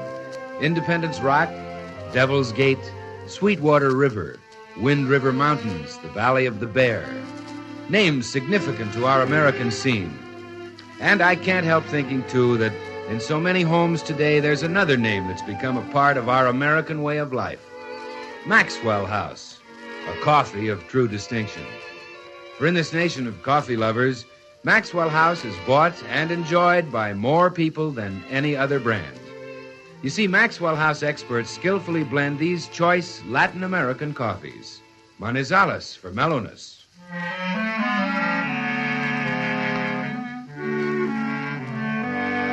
Medellins for richness.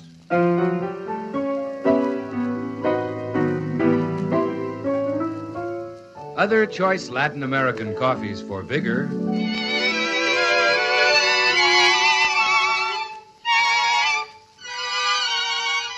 And Bucaramangas for full body.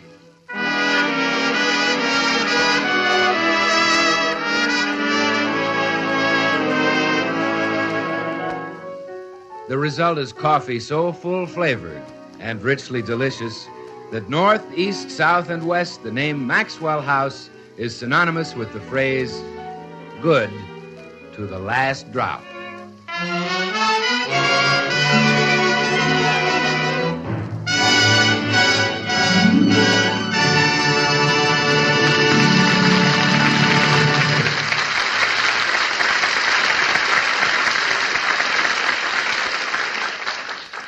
Oh, Meredith, George and I will never win the happy marriage contest. Look at the time, 12:30. That woman will be here at 1 o'clock. Yeah, I know it. And George still isn't happy. When she sees him, the Galens are bound to get the award. I sure wish we could think of some way to cheer him up. Well, think, Meredith, think. Thinking. What was George doing the last time you saw him really happy and enjoying himself? Well, let me see. I guess he was watching that burlesque show he took me to.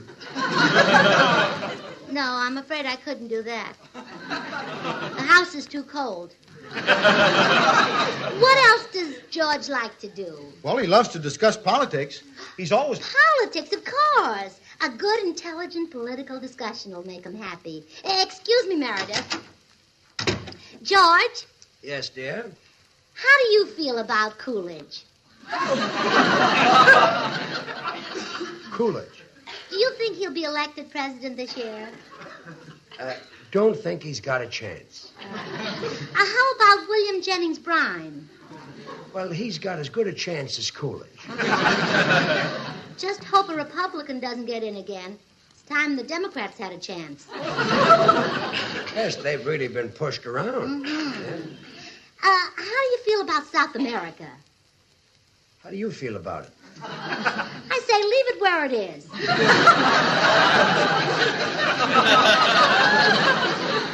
Yeah, let's not move it. It's heavy. Now, take inflation. How about that? Inflation? Yeah. You tell me.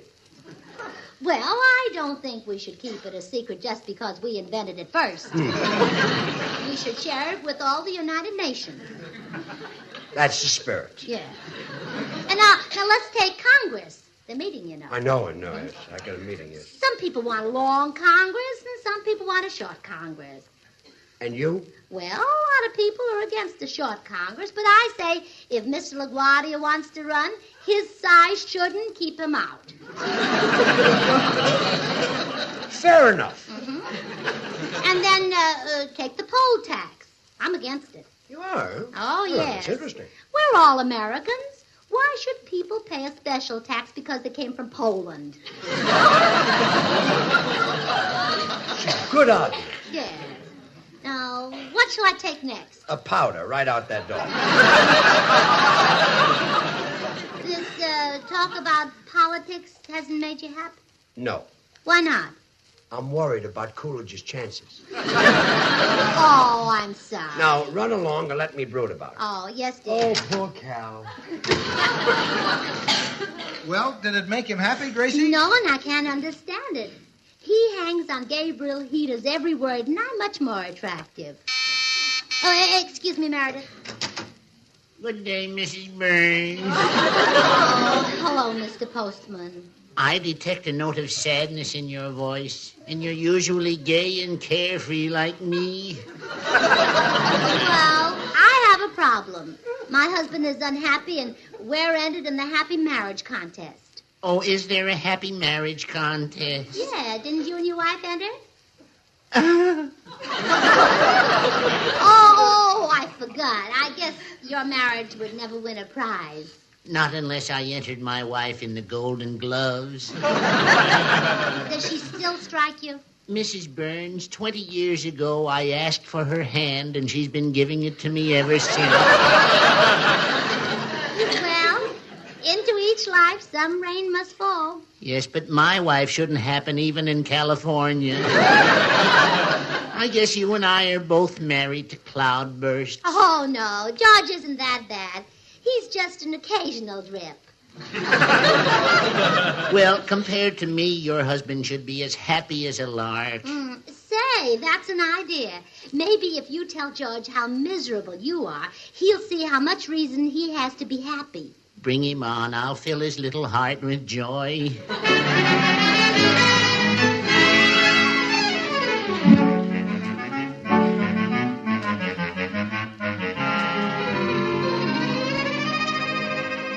And then my wife hit me with the electric iron, tied my hands and feet, and flung me down the basement where I lay for 4 days. Oh, goodbye, Mr. Burns. Remember, keep smiling. Well, George, how do you feel now? Are you happy? Happy? How can I be happy when that poor little man is so miserable? But, dear... He made me feel terrible. I'm going in a den. Meredith. Now I've got to start all over again and make him happy. Yeah, and that woman will be here in 15 minutes. Yeah, let's see now. I know how Clara Bagley made her husband happy recently, but I wouldn't have time for that. What did she do? She had a baby.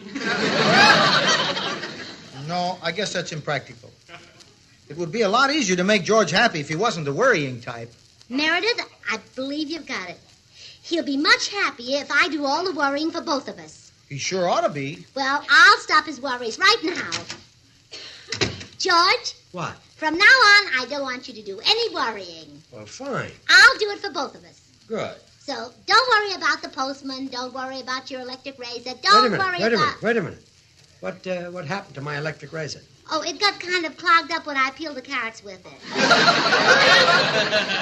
You peeled carrots with my electric razor? Don't the worry new one about that I just got? Don't worry. From now on, I'm worrying about everything. The fender on the car, too. Fender on the car? Yeah, well, I sort of ran into the rear end of Mr. Connor's milk truck. Oh, no. Yeah, but don't you worry about it. I'm handling all the worrying. Now, you happy? No, I'm not happy. Still brooding about Coolidge, Yeah, huh? about Coolidge. Now, get out of here.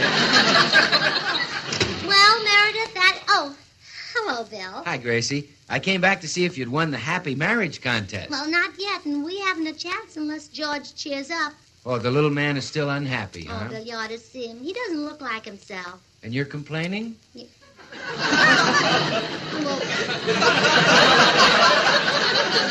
can I do? That woman will be here to observe us in 5 minutes. Well, you just leave him to me, Gracie. I've got a letter here that ought to do the trick. Oh, good, Bill. He's right in there in the den.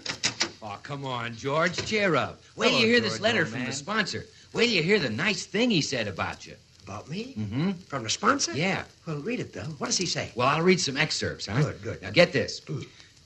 The Maxwell House Coffee people are proud and happy to have as their star a man whose charm and talent are on a par with the quality of their product. Wow. Now, that really means something because Maxwell House Coffee is tops. I know. Read some more. It's appetizing, rich, full-bodied, and mellow. Read the letter. Read some more. Maxwell House is coffee at its full-flavored best. Good to the last drop. Read some more. That's why more people buy and enjoy Maxwell House than any other brand of coffee in the world. The letter, Bill. What else does the sponsor say? Well, now get this closing. Yes. And it is our fervent hope that this talented and brilliant man will still be with us 5, 10, or even 20 years from now. Boy. Because it has indeed been a pleasure to sponsor radio's brightest personality, Bill Goodwin. Bill Goodwin. Yes. Let me see where it says that. Right here. I thought you says the sponsor said something nice about me. Well, I was coming to that, George. P.S. Tell Gracie's husband we liked his Christmas card. That's nice. Wasn't that a nice thing for him to say? Aren't you thrilled? I'm a mass of quivering goose flesh. Well, then don't act so miserable. Smile. Be happy. What have I got to be happy about? What have you got? Well, look at you. You've got a... Boy, you got a right to be miserable. Say, Bill, did you fix it? Is he any happier? Well, I'm afraid not, Gracie. We were going along fine till the subject of George Burns came up. Now we're both depressed. I'm sorry. Wow, he was a big help. We've got 2 minutes to go. What can we do, Meredith? You know, Gracie, I might be able to make George happy. Yeah, how? Well, I'm a musician, and music hath charms. It hath? Yes. I meant to say sure. Suppose I take my flute in there and play him a solo. Oh, wonderful. Shall I play him something by Chopin or something by Humperdinck? Oh, Humperdinck, by all means. The man who was willing to live with that name must have been happy. Chopin sounds awfully pretty on a flute. No, play Humperdinck. Okay, Gracie. Humperdinck it is. You wait right here. Well, what do you want? Ouch. Meredith, what happened? I knew I should have played Chopin. It's too late now. Here comes the woman up the walk. Well, maybe I can bluff this thing through if she doesn't see George. Come in. Hello, Mrs. Burns. Hello. Is this your husband? Oh, no. My husband, my happy husband, is in bed. In bed? Yes, he's so happy he laughed himself sick. All we do around here is just laugh. Well, let's have the award, huh? Can't I have any peace in this house? Stop all this cackling. Now, quiet. So this is Laughing Boy. Who's this old bat? Doesn't he say the funniest things? That's my happy husband. Yeah, he's a scream. Well, on behalf of my newspaper, here's the award for being the happiest couple in Hollywood. You're giving it to us? I've got to. But I thought you'd give it to the Galens. I'm not going to chase him to Reno just for that. Goodbye.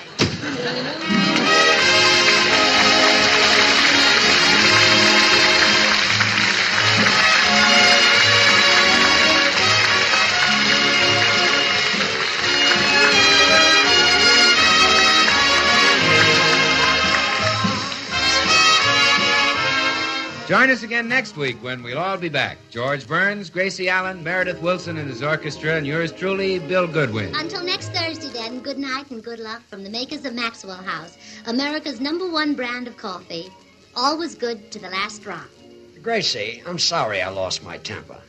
I guess we really are the happiest couple in Hollywood. Well, sure we are. And that's because you're the boss and I do whatever you say. Oh, I'm not the boss. Oh, yes, you are, dear. Oh, no, I'm not. Yes, you are. No, really, I'm George, I'm running this house, and when I say you're the boss, you're the boss. I lost my head. Just call me bossy. Oh, that's good. Good night. You know, I've said it before and I'll say it again. Gracie Allen is playing chess while the rest of us are playing checkers. Or maybe she's playing rook. You can try to follow the thread here, but you're better off just enjoying the ride. Well, we've got one more episode for you tonight to round out the 4-hour block. George is stepping out of the marriage contest and into the ring. Well, sort of. It's George and the wrestling match. Hold on to your hats, folks. Coming up next. It's Maxwell House Coffee Time, starring George Burns and Gracie Allen.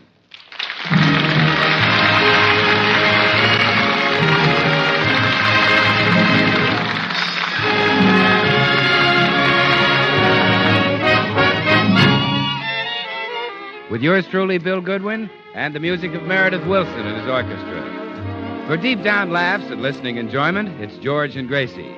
And for deep down coffee drinking enjoyment, it's Maxwell House with extra flavor in the blend because of choice Latin American coffees skillfully combined. Extra flavor in the cup because Radiant Roast develops the full flavor of every coffee bean. And the result is that today more people buy Maxwell House than any other brand of coffee in the world.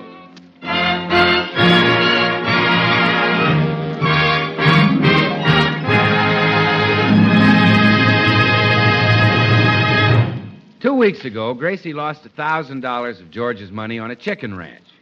However, last week she started a matrimonial bureau and did much better. She only lost $400. We find her now on the telephone talking to her friend Blanche Morton. Oh, gee, Blanche, I'd love to go shopping, but George may be in a bad mood. Uh-oh. I hear him stirring around in the bedroom now. Hold the phone. In just a minute, I'll know whether I can meet you at Magnan's or whether I'm still in the doghouse. Good morning, George, darling. What's good about it? Bow wow, Blanche. Who are you talking to? Blanche Morton. She wanted me to go shopping with her. Your shopping days are over until you pay back the $1,400 you lost. Oh, but George, it's spring. I've just got to have a new outfit. There's a darling one at Magnan's for only $75. Nothing doing. Well, all right. But I need a little money for the gas bill. Can I have that? Sure. How much is it? $76.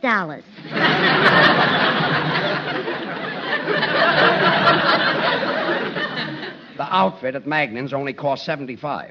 What's the extra dollar for? Well, I was going to take a taxi. Forget it. No new outfit this spring. Oh, George Burns, if you don't buy me a new spring outfit, I'll go out with no clothes on at all. You mean that? Absolutely. Not a stitch will I wear.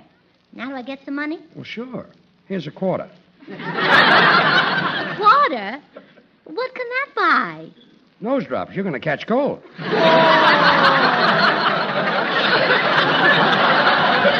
just a beast. That's what you are. Yes. A beast that's got $1,400 coming to him. And you're going to pay it all back. How? I'm cutting off your allowance for a solid year. But how'll I pay back the other $1,300? You'll have to save it on household expenses. Cut down on your gas bill, your electric bill, and go easy on the phone. Do you have to telephone your mother way up in San Francisco? Well, that's the only way she can hear me. My grandmother and grandfather didn't even have gas or electricity or a phone. And they got along fine. They had stamina and courage and vision. But, George... No buts. You should have my grandmother's economy. She had 10 children, and she was so poor she had to put them all in one big bed. But she made ends meet. Well, with 10 in one bed, I don't see how she could help it.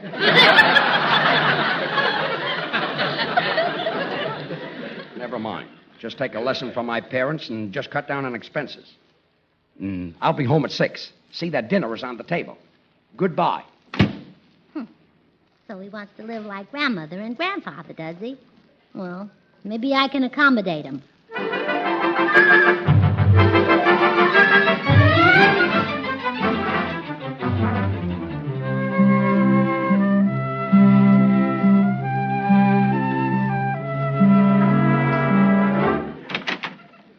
Well, Gracie, I hope you've got... Hey, it's dark in here. The lights are out. Gracie, where are you? Over here, Grandpa. Grandpa? I have the electricity shut off, dear. Your grandmother and grandfather did without lights.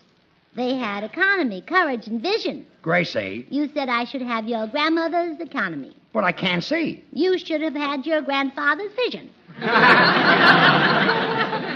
Well, light a candle or something so we can see to eat. Yes, dear. Dinner's on the table.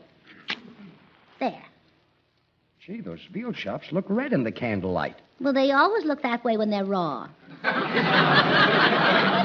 Raw? Well, put some fire under it and cook it. Oh, I had the gas shut off. Gracie, when Grandmother didn't need gas. When she wanted a fire, she just rubbed a couple of children together. This is ridiculous. We'll eat at the Brown Derby. I'll go shave. No shave. You mean the water's cut off? Too? Now, Gracie, this is the finish. George, remember your grandfather's courage. Nuts to that. I'm hungry. George, your grandfather's stamina. I want to eat. But how can I walk into the Brown Derby without a shave? George. What? Your grandfather's mustache. Now, look here, Gracie. If I was passing by and I saw a candle burning in here. Why no lights? We're economizing, Bill. Why, George Burns, you miserable little miser. Now, look here, Bill. I've heard of guys being tight, but compared to you, Sidney Greenstreet in a hammock is loose. I've had enough of this madhouse. I'm going down to the drugstore and get a sandwich. Well, wait a minute, George. The kitchen is that way. The kitchen? Well, yeah, aren't you going to take your own peanut butter? Goodbye, comedian. So long, heavy spender. I turned the lights off, Bill. I'm trying to save money so I can pay George back his $1,400. Oh, you'll never get that much money, Gracie. Oh, I could if our house was on a corner lot. What good would that do? I drilled for oil. Haven't you noticed, Bill, that gasoline always comes up on the corner lots where the filling stations are? Yeah, and here you are stuck in the middle of the block. Yeah. Bill, suggest something. How can I raise $1,400 quickly? Well, how about the races? The races? Well, sure.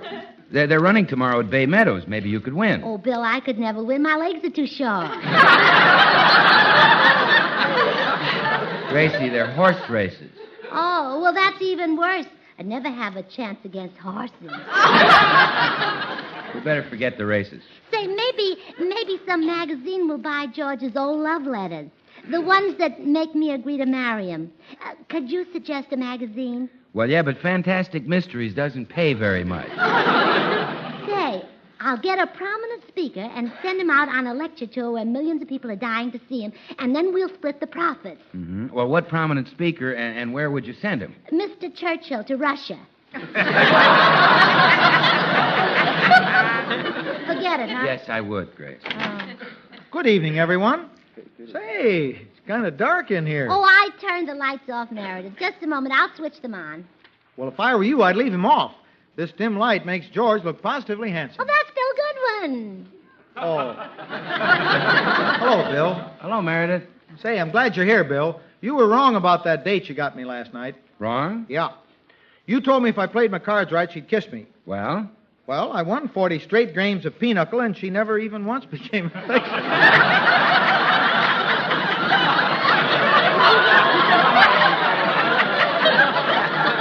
Well, that I can understand. Well, that's the last date I'll ever get you, Meredith. Oh, but, Bill, it's spring. All nature seems to speak of love and life. Yes? Soon the birds will be mating, the flowers budding, and the sap will be running through the trees. Well, don't bump your head, kid. Goodbye, Gracie. I'll see you later, Casanova. Gee, Gracie, do you think I'll ever be a ladies' man like Bill? Oh, you don't want that kind of life, Meredith. I don't? No. Someday you'll meet a pretty girl and get married. And then before you know it, the house will be full of little musicians. Well, it sure will. Those fellas just can't stay away from a pretty girl. Golly, what a problem I've got. Yes, I know how you feel, Meredith. You know, I have a terrible problem, too. I have to raise $1,400 or my life won't be worth living. $1,400? Mm-hmm. Gee, how are you going to do it? I don't know. Let's see, now, how do other people get money? Mildred Pierce made pies. No, that's no good. I made one pie right after I got married. George ate the pan and washed the crust.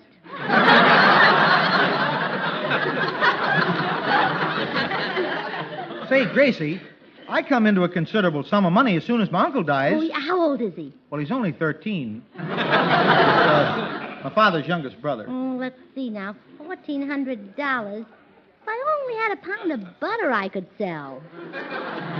Well, I'm afraid I'm not much help to you, Gracie. You see, my only experience in raising money's been with musicians and vocalists. Whenever they need money, they give a concert. Say, George likes to sing. Maybe he could give a concert. Eureka! I do?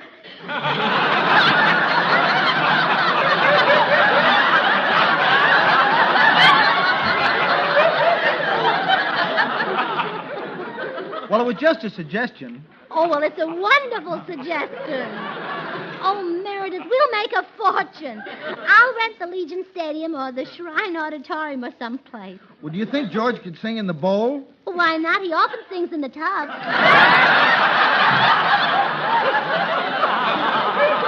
Oh, Meredith, I can't wait to tell George about this.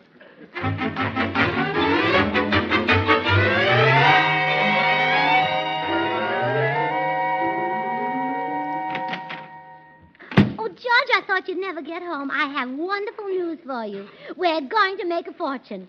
Gracie, if you've cooked up another of your harebrained schemes, so help me, I'll have you locked up. I can't stand any more crazy ideas. Oh, well, now, wait till you hear it, George. We're going to rent Convention Hall. Rent Convention Hall? And give a concert. Give a concert? And you're going to sing. Oh, gee, for a minute I was afraid it was going to be a crazy idea. I knew you'd like it. Ain't misbehaving all by myself. Ain't misbehaving. I'm happy on the shelf. Oh, it's time you gave a concert, Sugar Throat. No, to talk to, saving my love. Oh, baby, love you. George, Really saving you know, it's selfish to let people hear you. It's just selfish to let people hear you and not see you. A George Burns who sings only on the radio is like a rose with a wall around it. Really? Yes. They can't see you, they can only smell you.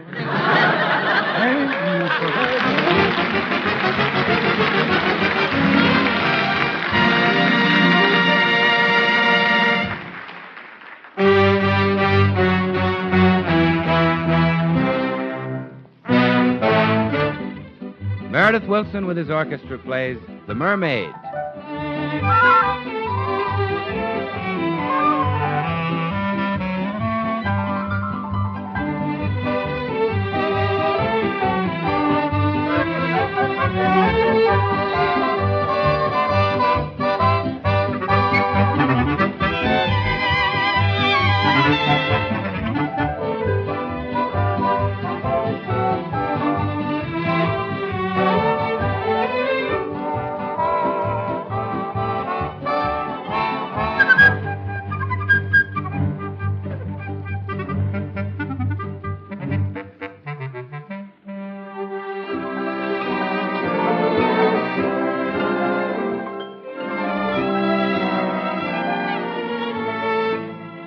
Say, Meredith, that sea chanty you're playing really goes way back, doesn't it? Yes, Bill, and many of such chanties were sung by the crews of the old whaling ships that sailed out of our New England ports a century and more ago. Well, you know, sea chanties just naturally recall for me those old shipping ports along the Atlantic coast. The weathered wharves of Gloucester, the gray shingled cottages of Cape Cod, the stately captains' houses in Nantucket, and the fishing boats that anchor in hundreds of coves and harbors. All an unforgettable part of our American scene. And, you know, I can't help thinking that, in its way, too, Maxwell House coffee has become a part of our American scene. You see, for generations, the mellow richness of Maxwell House has been making friends everywhere in this nation of coffee lovers. Until today, it's enjoyed by more people than any other brand of coffee in America. And it's no wonder, for fine Latin American coffees are skillfully chosen, each for its own distinctive contribution to create the unmatched Maxwell House blend. There are Manizales for mellowness, Medellins for richness, other choice Latin American coffees for vigor,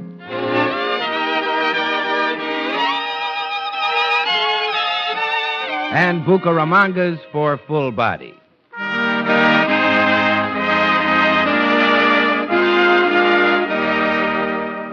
And the result is a blend so really delicious that north, east, south, and west, more people just naturally say Maxwell House when buying coffee. They know it's always good to the last drop.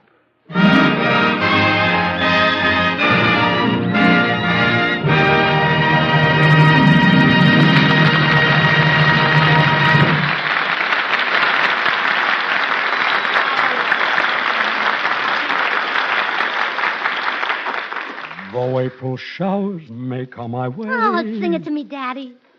They bring the flowers that bloom in May. Pour it on me, Papa.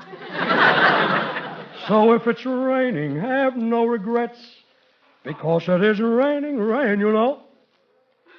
It's raining violets. Oh, sweeter than Perry Como and hotter than Carmen Lombardo. I guess I really got it, huh? Oh, yes. And tonight at the concert, you're going to spread it around. Yeah. Why, we'll make not only your $1,400, but $14,000 besides. And you can do this every night. We'll be millionaires. Concert every night? Mm-hmm. I don't think my voice could stand the punishment. Oh, sure it can. Why, I've heard hundreds of people say that no punishment is too great for a voice like yours. When it's rain, well, maybe. Well, let's wait and see how tonight's concert goes over. All right. Meredith is over at Convention Hall now selling the tickets. I'll go over and see if he needs any more printed. Okay. George, speed me on my way with a song. Jet propel me with a blast from those atomic tonsils. And when it's raining, have no regrets. Ah, you murder. When you sing, the uranium just squirts from your throat. Because it isn't uranium rain, you know. It's uranium violet. Oh. When she cries.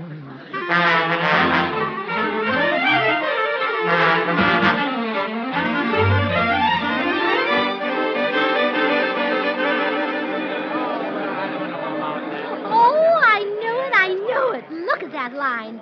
Look at those mobs of people. Oh, Meredith, can I see you a minute? Why, sure, Gracie. How are you doing? Gracie, when you sent me over here this morning, I didn't think I'd sell many tickets to George's concert. Oh, you didn't, huh? No, and I was right. I haven't sold a one. Not a ticket? But look at that long line of people. Oh, they're buying tickets to see the masked monster wrestle here tomorrow night. The tickets are going like wildfire, $5 apiece. Well, that's ridiculous. Why should people pay $5 to hear him grunt and groan when they can hear George for $2? Well, I can't understand it either, Gracie. But whenever the monster appears, every seat is sold within an hour. Oh, he really draws the people in, huh? Meredith, you've given me an idea. Tonight, George Burns will not only sing, he will wrestle the masked monster at the same time. Will George agree to wrestle? Oh, well, I won't tell him. He doesn't have to know every little detail. But gosh, Gracie, George will start to sing and the monster will grab him. Meredith, once George starts to sing, nothing can stop him. But suppose the monster throws him and pounds his head on the floor. Won't that stop him? No, not as long as he keeps in time with the music. I'll go talk to this masked monster.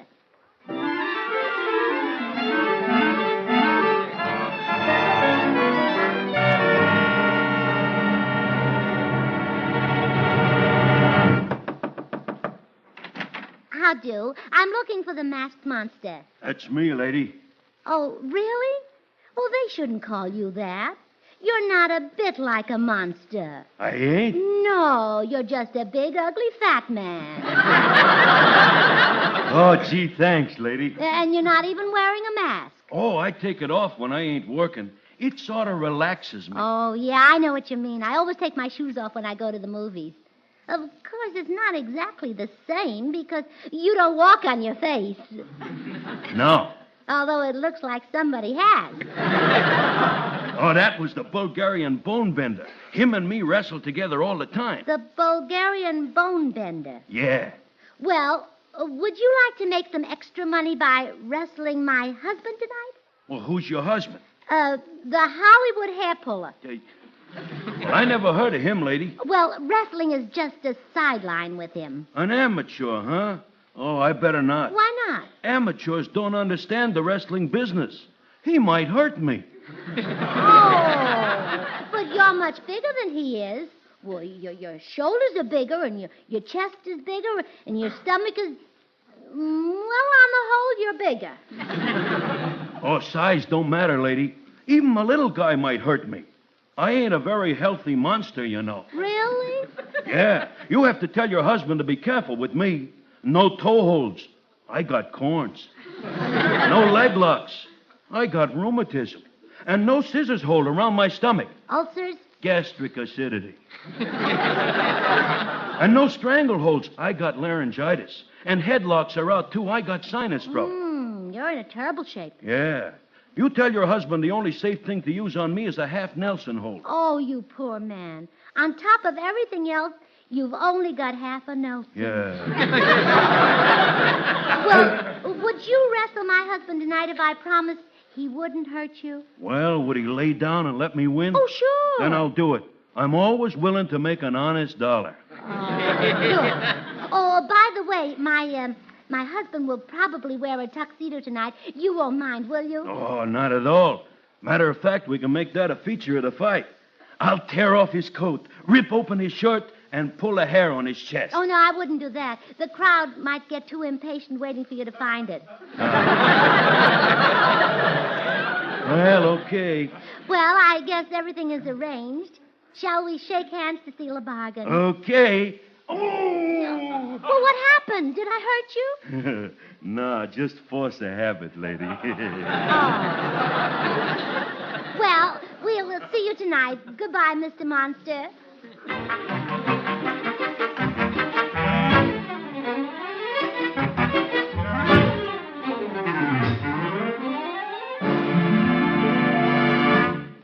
Gee, Gracie, as we came into the dressing room, did you get a look at that crowd?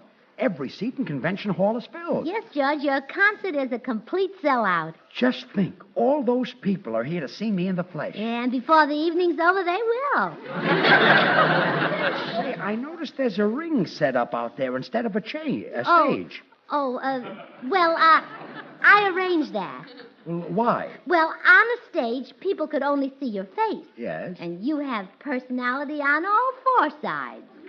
Well, thanks. I hope they like me tonight. Oh, they're bound to. After all, you're the greatest singer who ever lived. Oh, now, Gracie, please don't say I'm the greatest singer who ever lived. Well, name two greater. Well, there's Caruso. That's one. There's, Can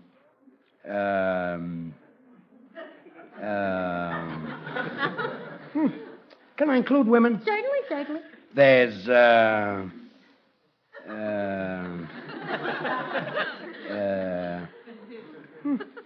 You know something, Gracie? What?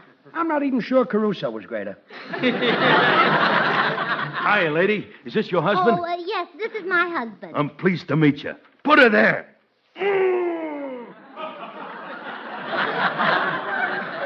Did I hurt you? I guess I don't know my own strength. Well, give him a good show tonight. See you in the ring. Hair puller. Hair puller?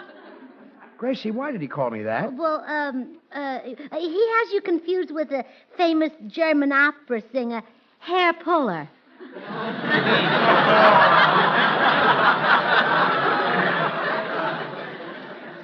That fellow seems to know you. Who is he? I'm glad you asked that question, George. Well, who is he? Who's who? The fellow who stuck his head in here. Who is he? I'm glad you asked that question, George. You said that before. Well, I'm gladder now because I've thought of an answer. Well? He's your bodyguard. Bodyguard? Well, sure, you know how the girls mob Frank Sinatra. Well, naturally, they'll be after you, too, so I hired that man to protect you. But Sinatra doesn't have a bodyguard. He would if he had one to guard. Now, hurry, dear. It's about time for your concert.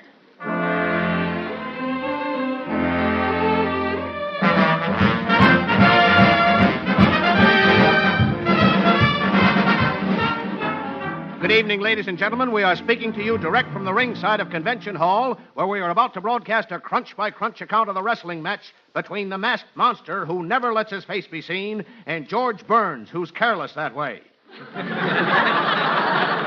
While we're waiting for them to come out of their dressing rooms, I'm going to turn the microphone over to Bill Goodwin, who is somewhere in the audience interviewing the spectators. Come in, Bill Goodwin. I have a lady in the balcony, Doctor. What does the lady say? She says no, so let's get on with the broadcast.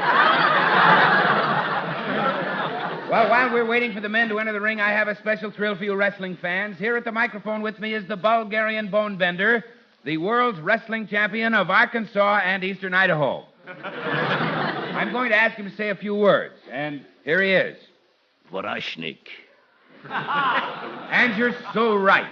The Bulgarian bone bender just said, quote, Maxwell House coffee is appetizing, rich, full-bodied, and mellow. Coffee at its full-flavored best. Good to the last drop. Vorashnik. And he just added that more people buy and enjoy Maxwell House than any other brand of coffee in the world. Thank you, Bulgarian bone bender. Goodbye. Vorashnik. And now, now, wait a minute. I think the monster is climbing into the ring. Yes, there is the masked monster. 327 pounds of muscle.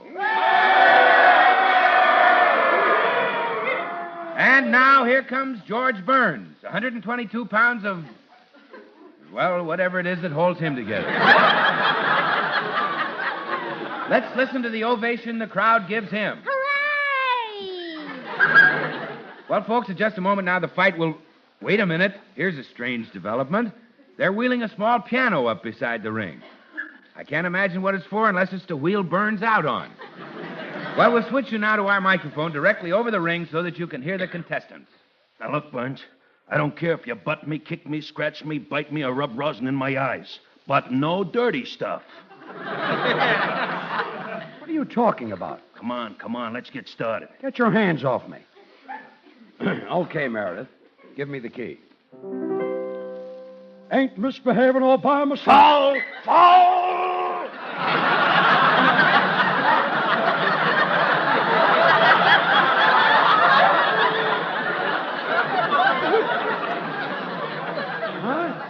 I told you, no dirty stuff. Get away from it. Ain't misbehaving all by myself. Ain't misbehaving all... Ain't misbehaving...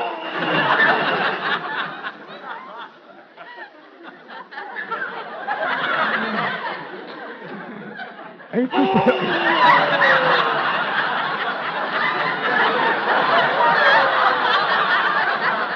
Now, look here, fat boy. I've taken all I'm going to take from you. Come here.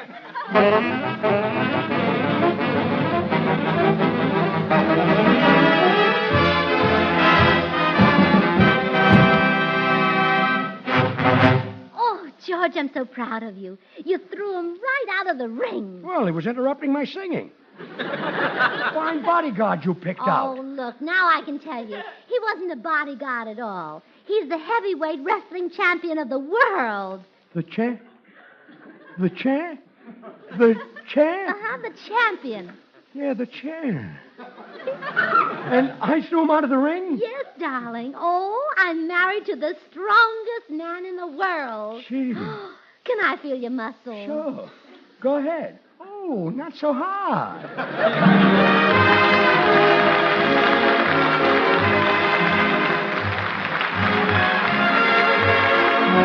Join us again next week when we'll all be back. George Burns, Gracie Allen, Meredith Wilson and his orchestra, and yours truly, Bill Goodwin. Until next Thursday, then, good night and good luck from the makers of Maxwell House, America's #1 brand of coffee, always good to the last drop. That was quite a concert, Gracie. Do you think the people like my singing? Oh, they loved it, dear. Thousands of them are still waiting outside to get your autograph. Gee. And they want you to autograph the darndest things: clubs, ropes, tar, feathers, baseball bats. Let's sneak out the back way. Oh, pretty goody Jello pudding tonight. It tastes like Grandma's, only more so. You ain't kidding, that's right. And just as Jello's 6 delicious locked-in flavors can't be beaten, so the proof of Jello pudding's in the eating. The Jello twins are hard to find, but keep on looking in your store. When sugar shortages are over, there'll be more. Just a taste of Jello pudding or of Jello and you know it's the one and only Jello. This is NBC, the National Broadcasting Company. Well, the needle is hitting the end of the groove for tonight, folks. That's 4 hours of the good stuff, the comedy that built the foundation. Hey, I hope you found something real in the mix tonight. In a world full of static, it pays to remember the voices that knew how to tell a story without the flash and all the fluff. Keep your eyes open and your heart in the right place. You know, we'll be back with more archives soon, but for now, the studio's winding down. I may have some games to play. I'm your host for Hojo Radio Network. Stay cool, ladies and gentlemen. Stay sharp. And we'll see you next time the needle drops. Good night, folks. Hojo, out.